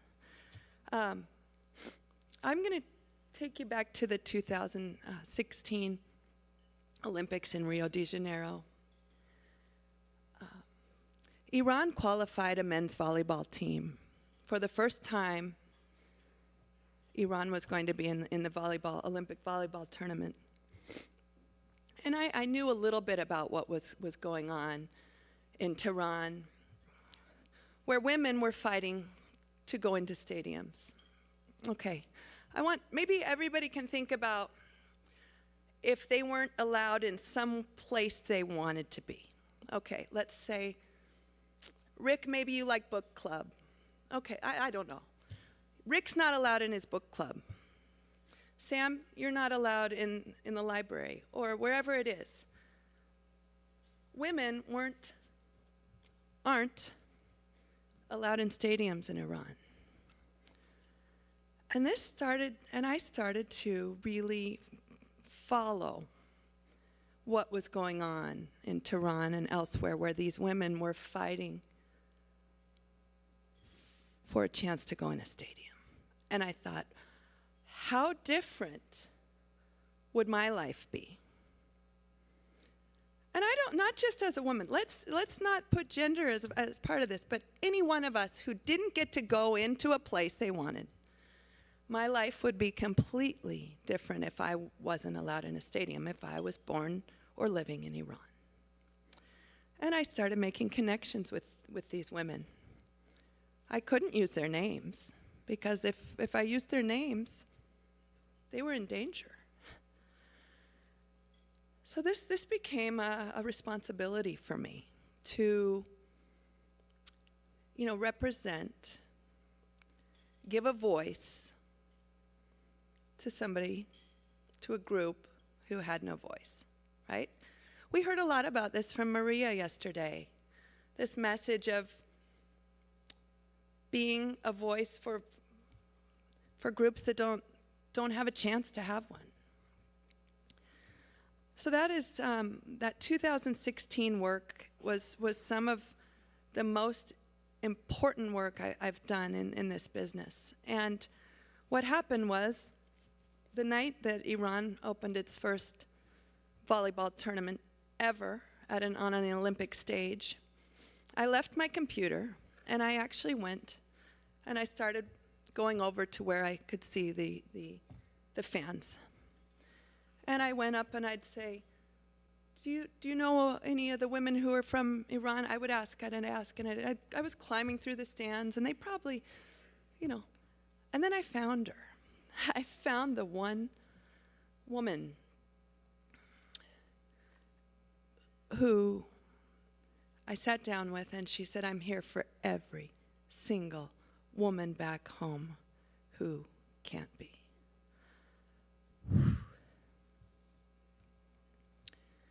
And she can't go home, right? She probably can't, she couldn't, she was living at that point in Brazil for some time.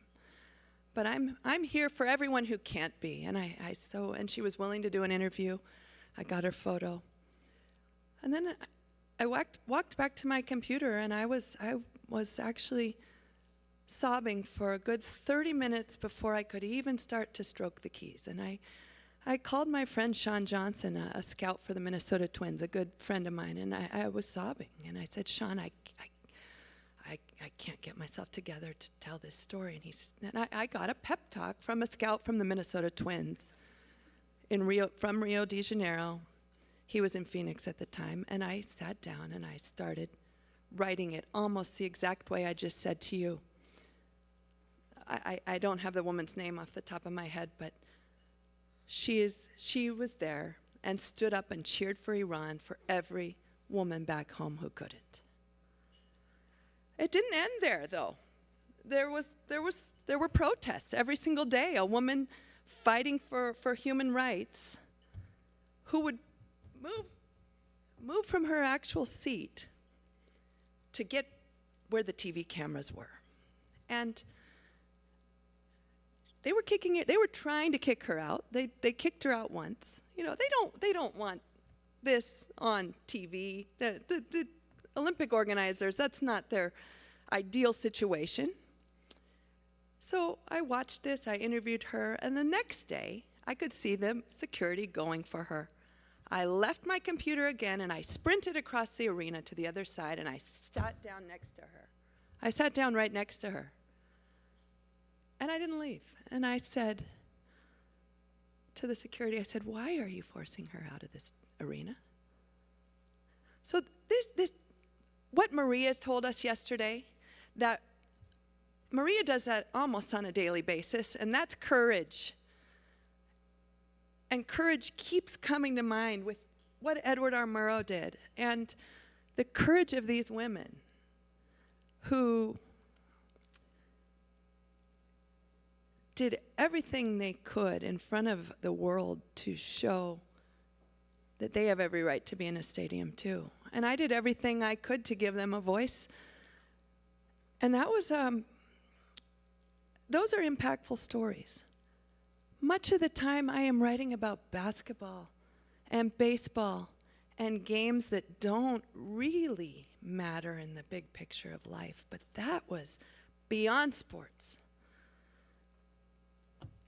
That was human rights. And it took some courage to do those stories, and it does. And I have now, 30 years into this, been able to investigate some rowing coaches who are abusing Olympians, and having the guts to do that. And that I wasn't necessarily equipped for that at your age, at some of you, but because of the training we've received from this school, there are no limits. It was a pleasure to go into Ferdinand's yesterday and meet Seth. Seth, are you here today? I don't know if Seth made it. He's a Murrow student. and just delightful. And I was ordering my cheese and to take home, and after we got through the line, Seth mentioned that he was a Murrow student, and I wasn't surprised because of the way he interacted with people. His way about looking you in the eye and engaging. And I said, of course he's a Murrow student. He's been trained to, you know, part of it, you know, is just him. He's a great kid, but he had these skills that I knew were skills from this Murrow school. My love of sports came really at a young age, and I feel fortunate to have known from a young age what I wanted to do. I'm not going to say it started in 6th grade, but in 6th grade I was in Leavenworth, would write these notes to the girls' basketball team at the high school. I'd send them with the TA over to the high school, and he would deliver to the girls' basketball team, and they were my heroes, along with those Supersonics of that day. In fact, that team lost in the state championship at the Tacoma Dome, not far from where my friend Alex grew up. They got second in state.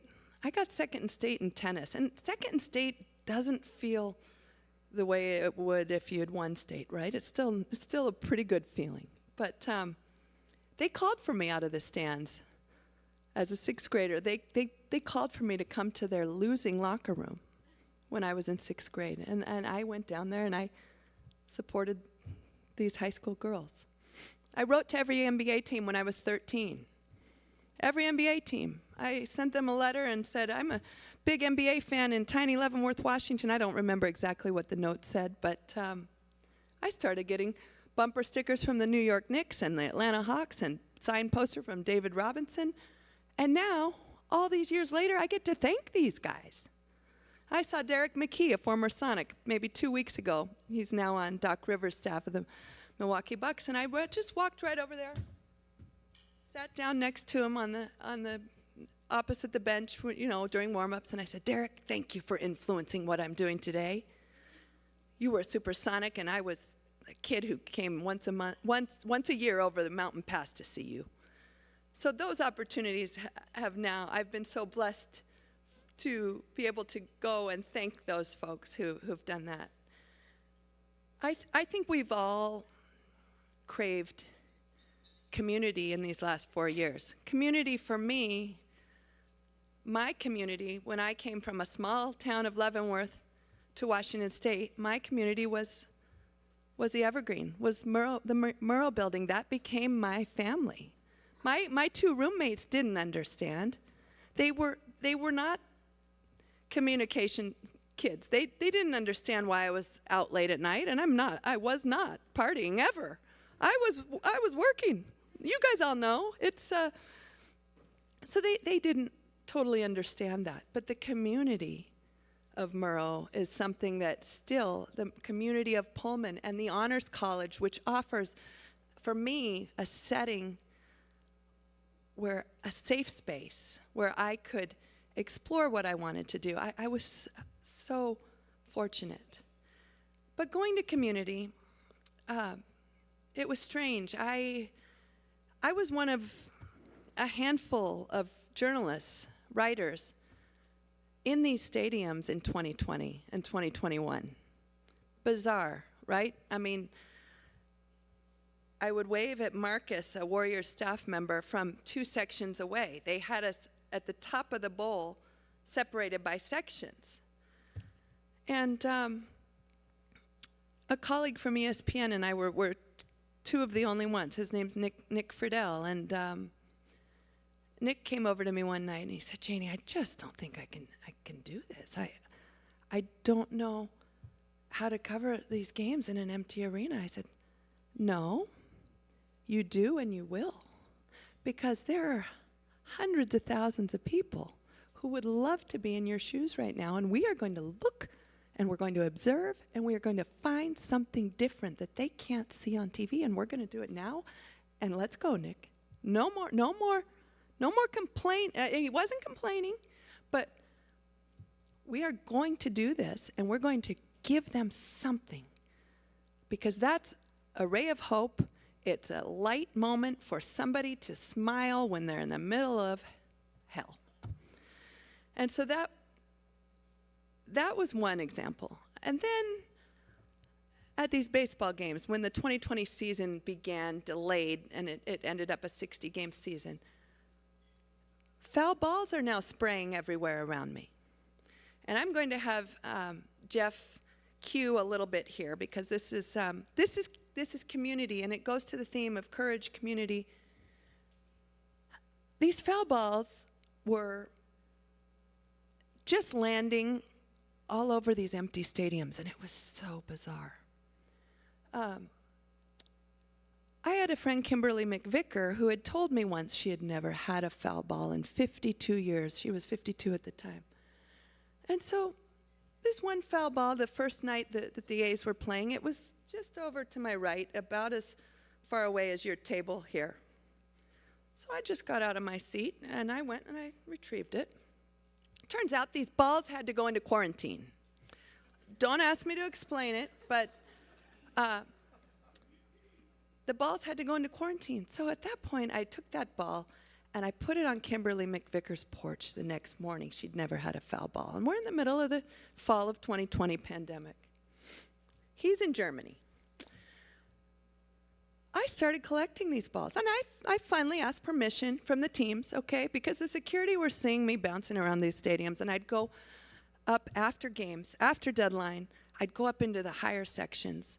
And my calves were sore every single night. And I started retrieving these balls, and I would put them in my trunk in a bag. I quarantined those balls. Yes, I did. And I started. It was never intended to be a project. It was never intended to be a story. I started sharing these balls with essential workers or strangers, right? Strangers I met. He had a Padres hat on. This is Roy, my regular postal man in Alameda. And I started gifting these balls. And I'd ask the person their name, maybe what they do. And I'd put their face on social media with a name and say, you know, this was last week. This little gal at the NCAA tournament. It's a women's empowerment cookie from the Warriors that... and some of these are from a recent trip to Cuba in November. My girls' dance teacher, right? So I started taking these balls and I said, thank you. And on my social media, thank you for what you're doing for all of us during this difficult time. Construction crews. This is Ann. And I don't know all their names. I met him, San Diego Padres fan. And I started, and now I've run out of balls. I've run out of foul balls because now the kids get them again, and I don't try to go beat out the kids to take foul balls anymore.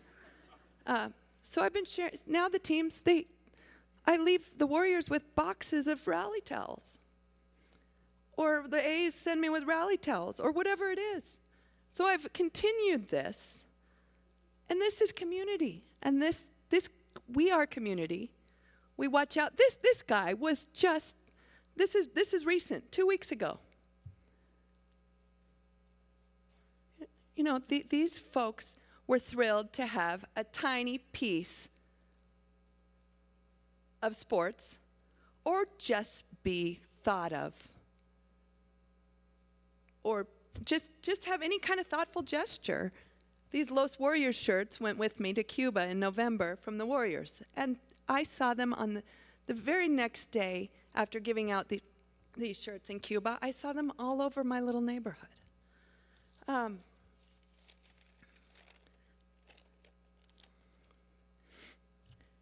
I'm not saving lives. My friend Eve works in Kaiser Geary, San Francisco, tough hospital, ICU, cardiac unit, okay?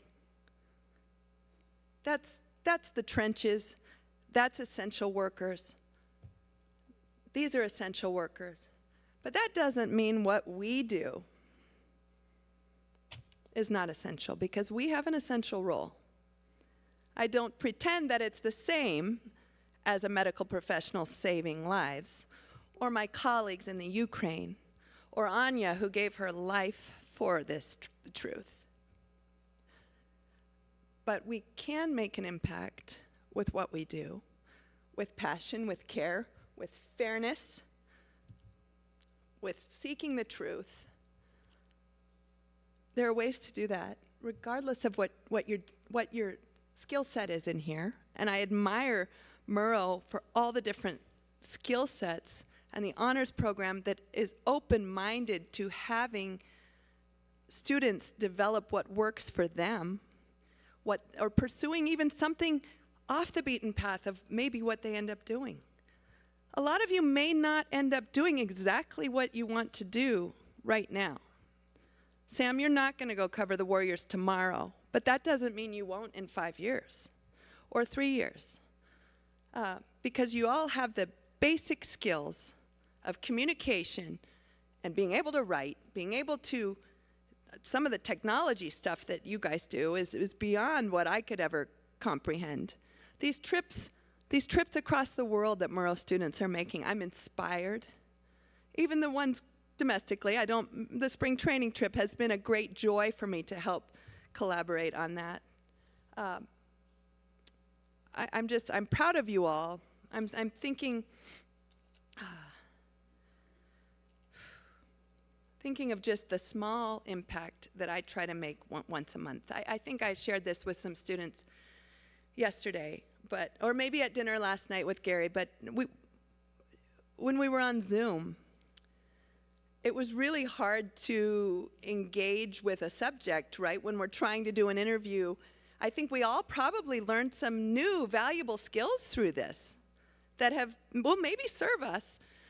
A pitcher for the Oakland A's named Chris Bassett had just thrown his first career complete game. So he'd gone the full distance, 9 innings. And we all are good observers. That's what a lot of us do, regardless, advertising, PR, whatever field it is. So I saw that Chris kind of, on our post-game Zoom, took a sigh. And so I said, Chris,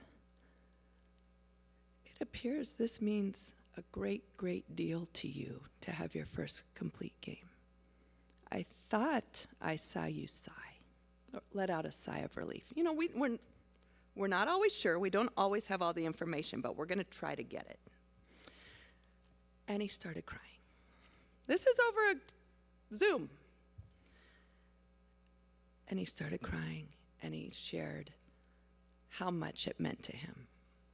And that was one of the victories of the pandemic for me, was observing through, you know, it's challenging. You guys all did classwork on these computers, and that was a victory. And if I could have one of those a month, then that was a success.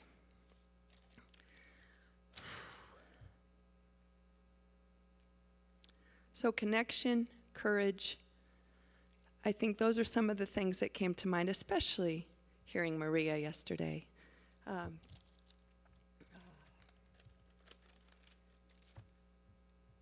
And I wanted to at least have Anna, who's been escorting me around, stand up and say hello, because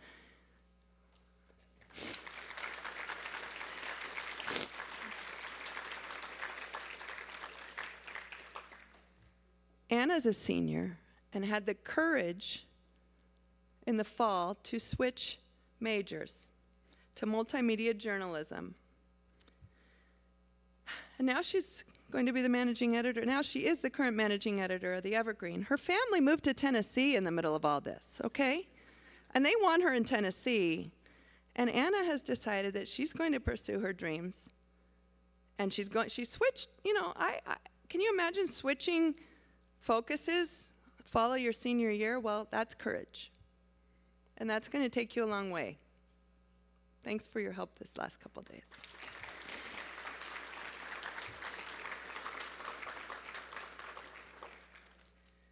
Illuminating the power of untold stories. Am I quoting that correct? Yeah. It's not an easy thing to do, but we can all do that. And one thing for me, I've been playing tennis in prison. The last 2 years, I've been playing tennis in San Quentin prison, a male prison. I was invited in as a tennis player, and then I went to the prison warden and I said, I'd like to bring in a notebook, please. And it wasn't that simple, Glenn. I mean, I needed to be researched and make sure I didn't have a family member in there or any kind of a record. And they gave me the clearance because the Associated Press has a good relationship with San Quentin prison, and I've been playing tennis in prison for 2 years, and I got to write a story about a forgotten population.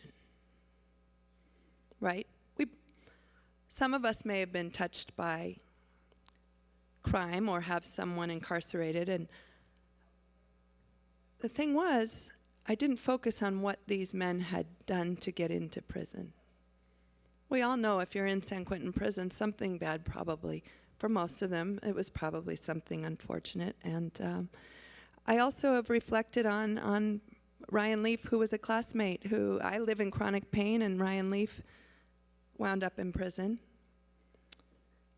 And how any one of us could have just been in the wrong place at the wrong time, or taken one bad decision led to that. And so it has been a life-changing experience to do this.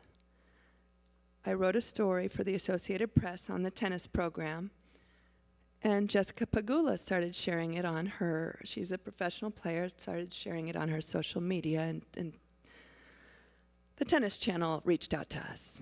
And they came and did a documentary. You guys can find it if you Google San Quentin Prison and Tennis Channel. It's a YouTube, and I think that's illuminating the power of an untold story in a population that could use some support and some community and the courage to keep fighting and bettering themselves. And so there's one more example. And I blew out my elbow that first day in San Quentin, and I had major elbow surgery. And that has made me a better journalist, a better sports writer, having gone through an 18-month rehab. Well, 18 months before I started winning tennis matches again. But the losing made me a better journalist. The surgery made me a better journalist. I wouldn't choose for that to happen again. And that tennis in San Quentin and the Tennis Channel following that up is one of my biggest victories of an untold story, as well as these Iranian women from 2016. And so we never know quite where a story might come from, do we? And that's okay. Keep looking for those stories. They can really matter. And we heard it from Maria yesterday. By making that connection, it might lead to the next big story, the next special story, and it might be completely different.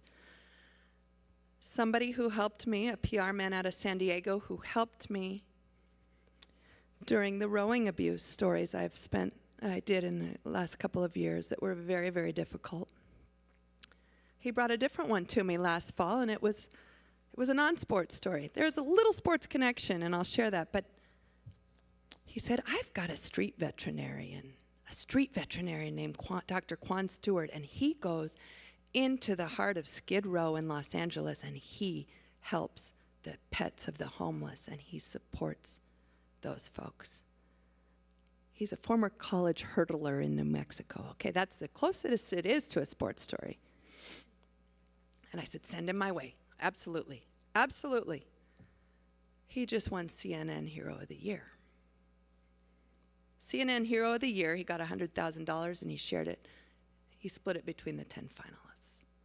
That's a victory of an untold story right there. And so even as a sports writer or whatever we do, there are ways to find these stories that can impact, they can inspire. If I inspire one person, or if I help one person by sharing a professional athlete who is seeking therapy or mental health coaching, if that helps one of you feel you're not alone, then absolutely that's a victory. And so those are the stories I want to tell. I want to tell stories that aren't just for sports fans, but resonate with everybody. And that goes, Edward R. Murrow had the courage to do that. And I'm just so grateful to all of you for allowing me to share a little bit of the passion of the work that I do. I'm still motivated to tell great stories even 30 years in. And Sam heard this yesterday, and a few of you, but I'm headed home, and on Saturday I'll be meeting with 2 Israeli swimmers. They're siblings, the sisters at Cal Berkeley and the brothers at Stanford, and they don't have cars. And their parents moved to San Jose with 2 younger siblings, pre-current conflict. And I was told when I requested them through both universities, they don't want to talk about politics. I said, neither do I. I want to talk to them about the fact they're former ballroom dancers together as siblings going to Cal and Stanford and chasing an Olympic dream with no meet yet, no swim meet yet to qualify them because of what's going on back home. But we can find a way to wrap that in without making them talk about it. There's the power of an untold story. So there are just a handful of examples I'm sharing with you today as a sports writer, very different from what Maria does in the trenches every single day. But if I have an opportunity once a month or once every 6 months to inspire, to help someone, last year I spent a good 8 months on athletes with a fear of flying. A fear of flying. I am scared to fly. Anybody in here? Scared to fly? Okay. Some people, like my mom, like turbulence. I sure don't. Jock Peterson, a baseball player, a well-known baseball player, told me that he had a coach who sits with him on the planes because he's scared to fly. And I said, okay, well, he can't be the only one. And I spent 8 months finding others. And I wrote a story about athletes' fear of flying. And I guarantee you, if it didn't help anybody in this room, it actually helped me. And so I'm guessing it helped one other person. So there's one more untold story in the sports realm that might have made a small impact. Thanks, you guys. I'm honored. I love this place, the community, the courage, all of those things. Just tickled to be here, so thank you.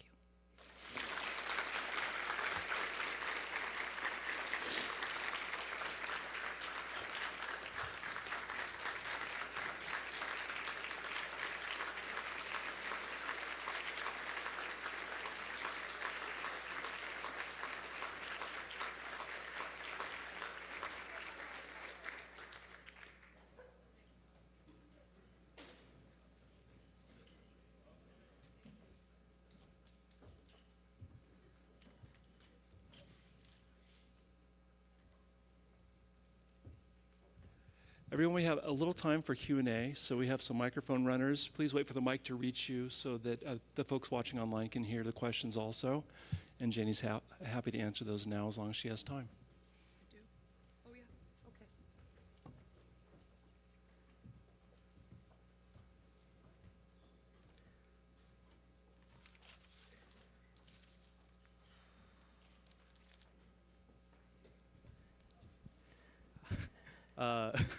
Hi, Janie. Please introduce yourself. Okay. My name is Brandon. I work at the Evergreen.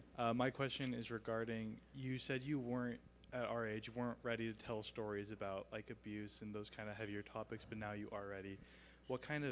When did that switch for you, and when did you feel that you were prepared to tell those stories? Now, I might have been prepared to help on those kinds of stories, but they didn't really come at me until recently. So, probably,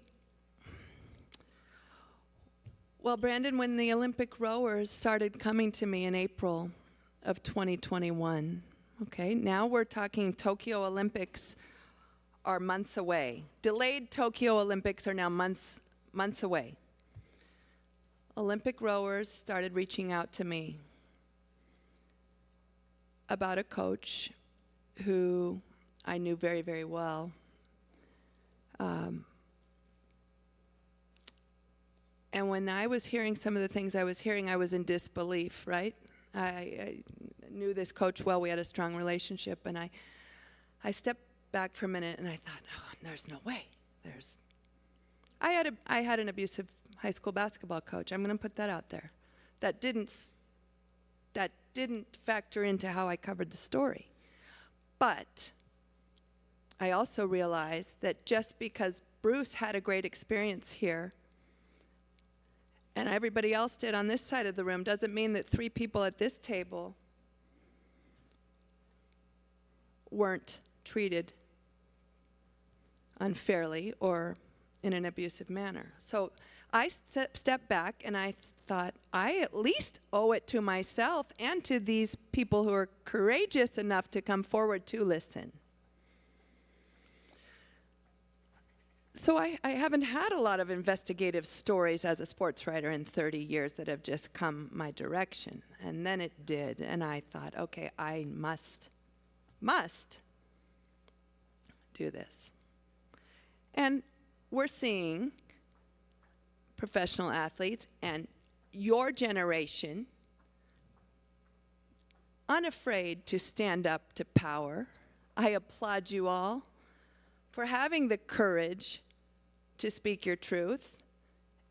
And would you guess that a 6'10" male rower was being abused? It wasn't something I would have ever guessed. But at that point I said, I have a responsibility to listen. So I'm not sure I wasn't equipped at 22. Would have, but the experience to take on something like that,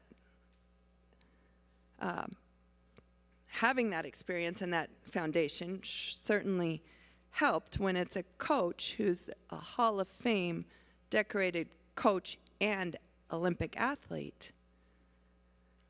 And finding the rowers from Glenn Johnson's era who missed the Olympics, and finding the rowers from Rick's era who made the Olympics, and making sure those two weren't conspiring, and making sure Bruce didn't have a vendetta. It was months and months and conversations with all kinds of athletes who succeeded and who didn't know each other to do that story, right?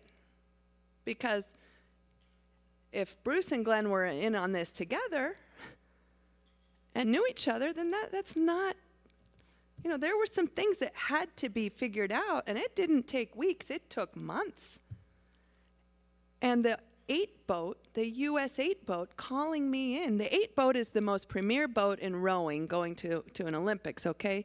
Those men calling me in the day before they left for Hawaii to train ahead of Tokyo and saying, Janie, I'm alone in a room with the 8 boat, okay, in a closed door.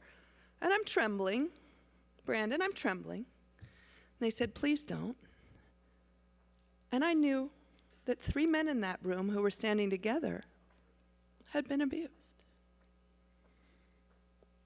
And so that was one of the hardest things I ever did. And that's just very recent, last few years.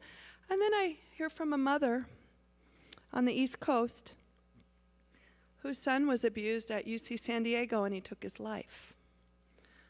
And this is because she saw the rowing story I'd just done. And then I asked myself, do I tackle another one of these? And I did.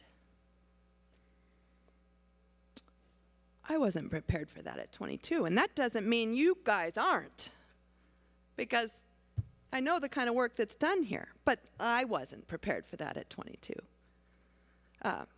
Experience is what has helped me to know the steps to take in a story that could lead to someone's livelihood being lost, and someone who had been very good to me over years, allowing my children and their friends to come in and use the rowing equipment. So there were some dynamics to that were very, very challenging. That's a long answer for you, but that's how that went, Brandon.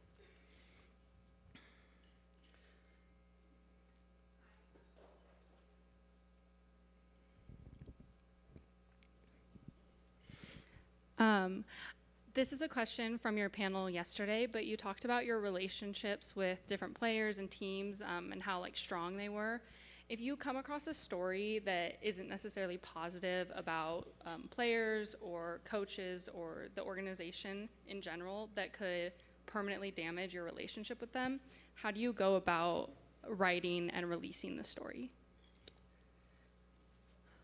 Well, fairness. What is your name? Mary. Mandy? Mary. Mary. Hi, Mary. Thank you for that, because that's not easy either. Over years, when you've covered someone, maybe you've covered someone for 21, 22 years, as I have at this stage, you're going to lean somewhat on your reputation of fairness, and I think that's something we all pride ourselves on. Fairness, care, accuracy. So, yeah, there are difficult questions. For example, whether it's a steroid scandal or whatever that might be, I'm always going to give that person a chance to tell their side and to tell me what, because I said this to, I think, to Gunnar a little bit ago, and maybe to Evan. I said, we don't always have all the information. Do we want it? Oh, absolutely. I'd like to have all the information every time, but we don't get that. That's how it is. So if you do something in fairness and you give them an opportunity and you go back to them more than once and you give them more than 4 hours to respond to you, you give them a, suitable, fair amount of time to get their side together, then you are being fair, and that should stand tall in a situation like that, where you have to do something difficult. And I was saying even to some of these guys this morning, after not seeing baseball players and people and coaches I hadn't seen in 2 years, if they were an East Coast team coming back, and they come at you to hug, I'm going to give them a hug. I can still be a neutral journalist and give a hug, because we're still human beings, and we heard that from Maria yesterday. And Maria hit on that and hit on that and hit on that. We are still humans and we care. So if I recoil from Alex or Bruce after not seeing them for 2 years, that's even more awkward. And so those things shine through if you're fair and you do it in a way that shows you truly care. And you're not out to get them, right? I hope that none of us are out to get people. That's not why we try to do this, but truth and pursuing what is right and supporting societies that don't have a voice. Now that's important.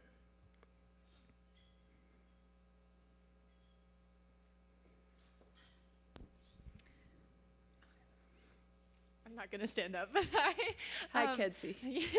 So I would just love for you, having taken your reporting to an international stage, to just maybe describe some takeaways or lessons or experiences you had while working at, the Lewiston Tribune or the Spokesman, these smaller, more regional publications, and how that allowed you to take a further step in your career.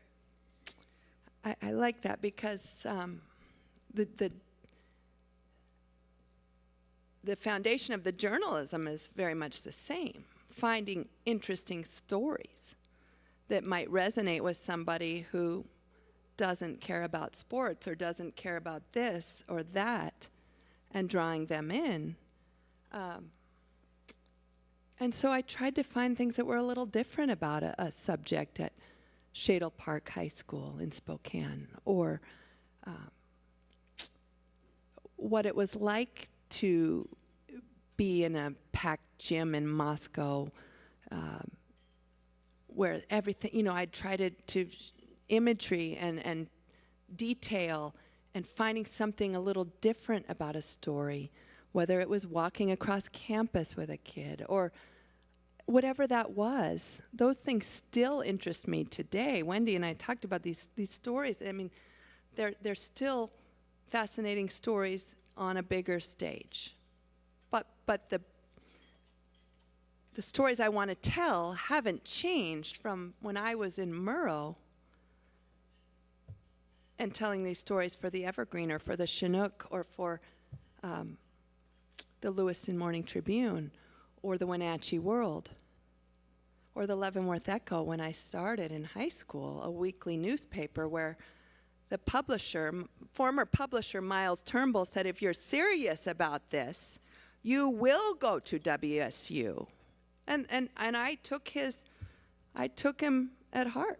And I also went to Western and did what the baseball scouts call due diligence, and I checked it out, and they said they absolutely wouldn't let a freshman write for the student paper. And my mind was made up anyway, Bruce, but I did my due diligence. So it's just a different audience now, right? I've got a worldwide audience. So my stories, if they're going to be a local story, it better have some what we call legs and reach. But I can find a local story and I can make it a national story, or I can make it a global story. I believe I can find that in this room. Because I believe I can find a story in any one of you that would have legs. Is that helpful?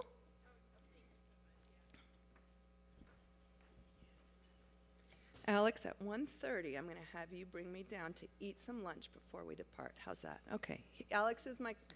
Okay.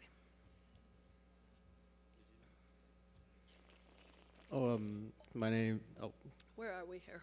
Over here, to your left. To my left. What's your name? Ulysses Mendoza. Yes, Ulysses. Yeah. So yesterday at your panel, you were talking about how you were doing the story on the two girls who played basketball together and then went off to do separate things, and then they came back together, and how that story led into you finding out one of them had like a world-renowned cow. World-renowned cow, he said. Yes. Okay. Were there in the northern coast of rural Spain. Okay.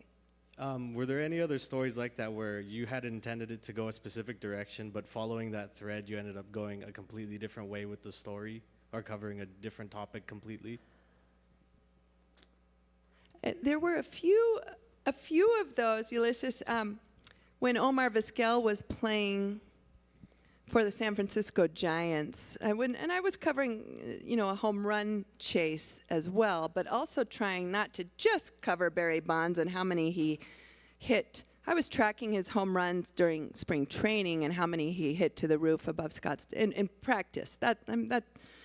But trying to find other stories, and I was always fascinated by just Omar Vizquel's. He's a colorful guy, and he would tell me about packing for road trips and how he painted. And I always go big out of the gate, right? I try to, until I'm told no, I'm going to go big.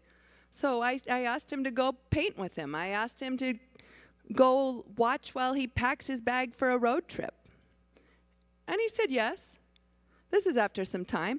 So then I started for some months collecting from, and I'm fortunate. I have an AL team come through town, and I've got NL teams come through town. I see a lot of different teams. I've been fortunate.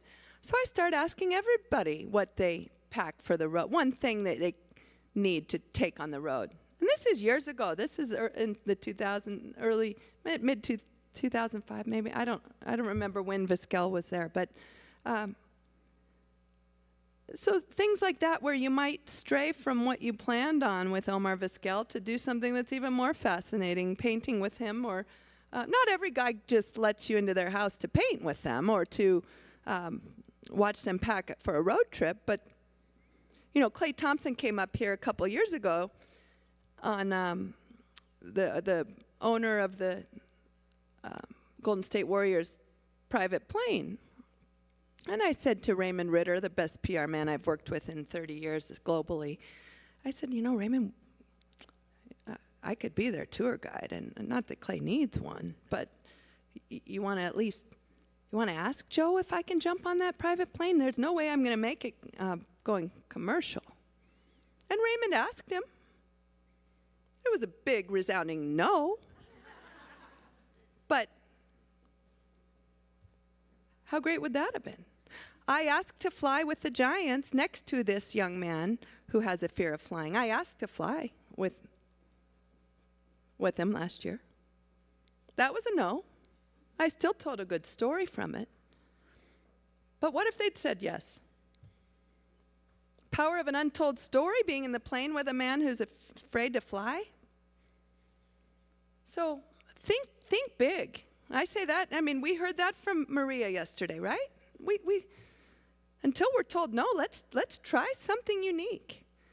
Brandon was with me at a conference last year in San Francisco where he put a WSU sweatshirt on before my panel, and it was a pretty smart move. And I said, hey kid, you want to go to the Warriors tonight? And we credentialed Raymond, my relationship with Raymond, the PR guy for the Warriors. Raymond said yes out of the gate, and I said, go up and change your clothes, please, and put on some, work. And Brandon went with me, and it just happened to be the night that Klay Thompson donated a wheelchair to a wheelchair basketball player who never would have gotten that wheelchair otherwise. And did Brandon have a great story to bring back to this campus? And it wasn't something we expected. It just worked out that Klay was giving out a wheelchair the very night this young man was there with me, just to learn. He was just going to be there to shadow and learn, and then he had a story to bring back to Wendy's class or whoever's class that ended up going to. But was that what we intended from that night? No, but did we stray from the plan? Absolutely. And I said to Brandon yesterday, if he had had more time, I would have said, go spend a day or two or a week with this teenager who got the wheelchair from Klay Thompson and tell it through his eyes. Not just, Klay's a great guy and gave a wheelchair to this kid, but go tell it through the man who's riding in the wheelchair. That's the power of an untold story. And if you'd been there a few more days, I probably would have said, go do that, try to do that, try. You might have been told no, but you would have tried. Does that help a little bit? Okay. Thanks, you guys.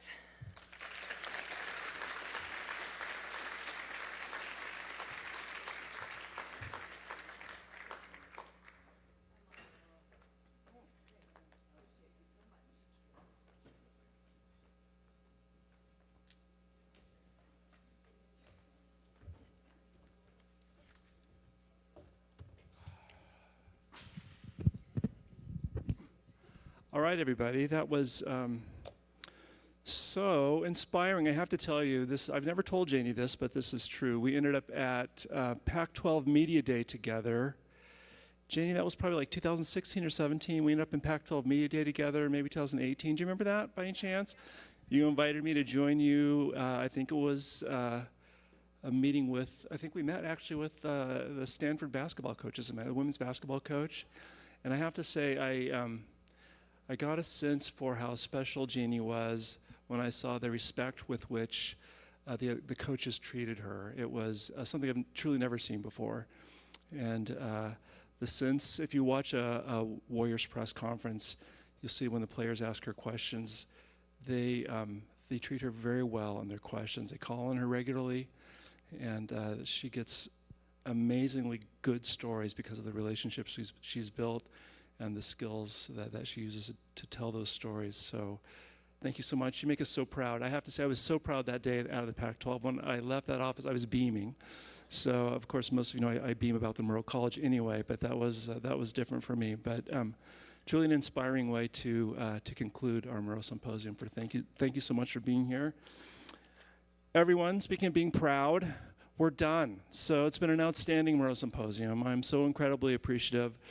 Let's take 15 seconds to recognize our amazing accomplishments with a big round of applause for ourselves, okay? All right.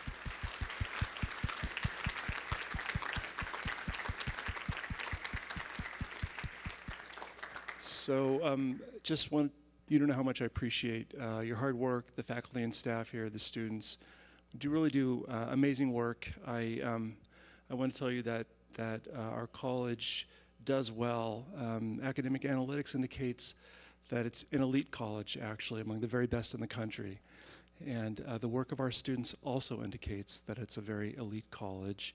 And it's not due to the work of the dean or the leadership of the college. It's due to the work that we bring together, basically, our outstanding faculty and staff and students. So thank you very much for that. I'm appreciative of all your efforts. Before we conclude today, we have a drawing, is that right? Okay, come on up. So these are our passport. If you've completed your passport, game. Are you ready? Are you going to do it? Oh, sure. Well, you can do the honors. Thank you guys for sticking around. We've got Andy Guerrero. Guerrero. Are you still here? Still in the building? Oh. Oh, here we go. You get a nice little swag bag. Yes, congratulations. Thank you for participating and listening to all the great things that our students have to offer. Thank you. Right. Okay. Maggie Tolson, are you here? Oh, well, Maggie, oh, she is. Yay. And we've got one more after this.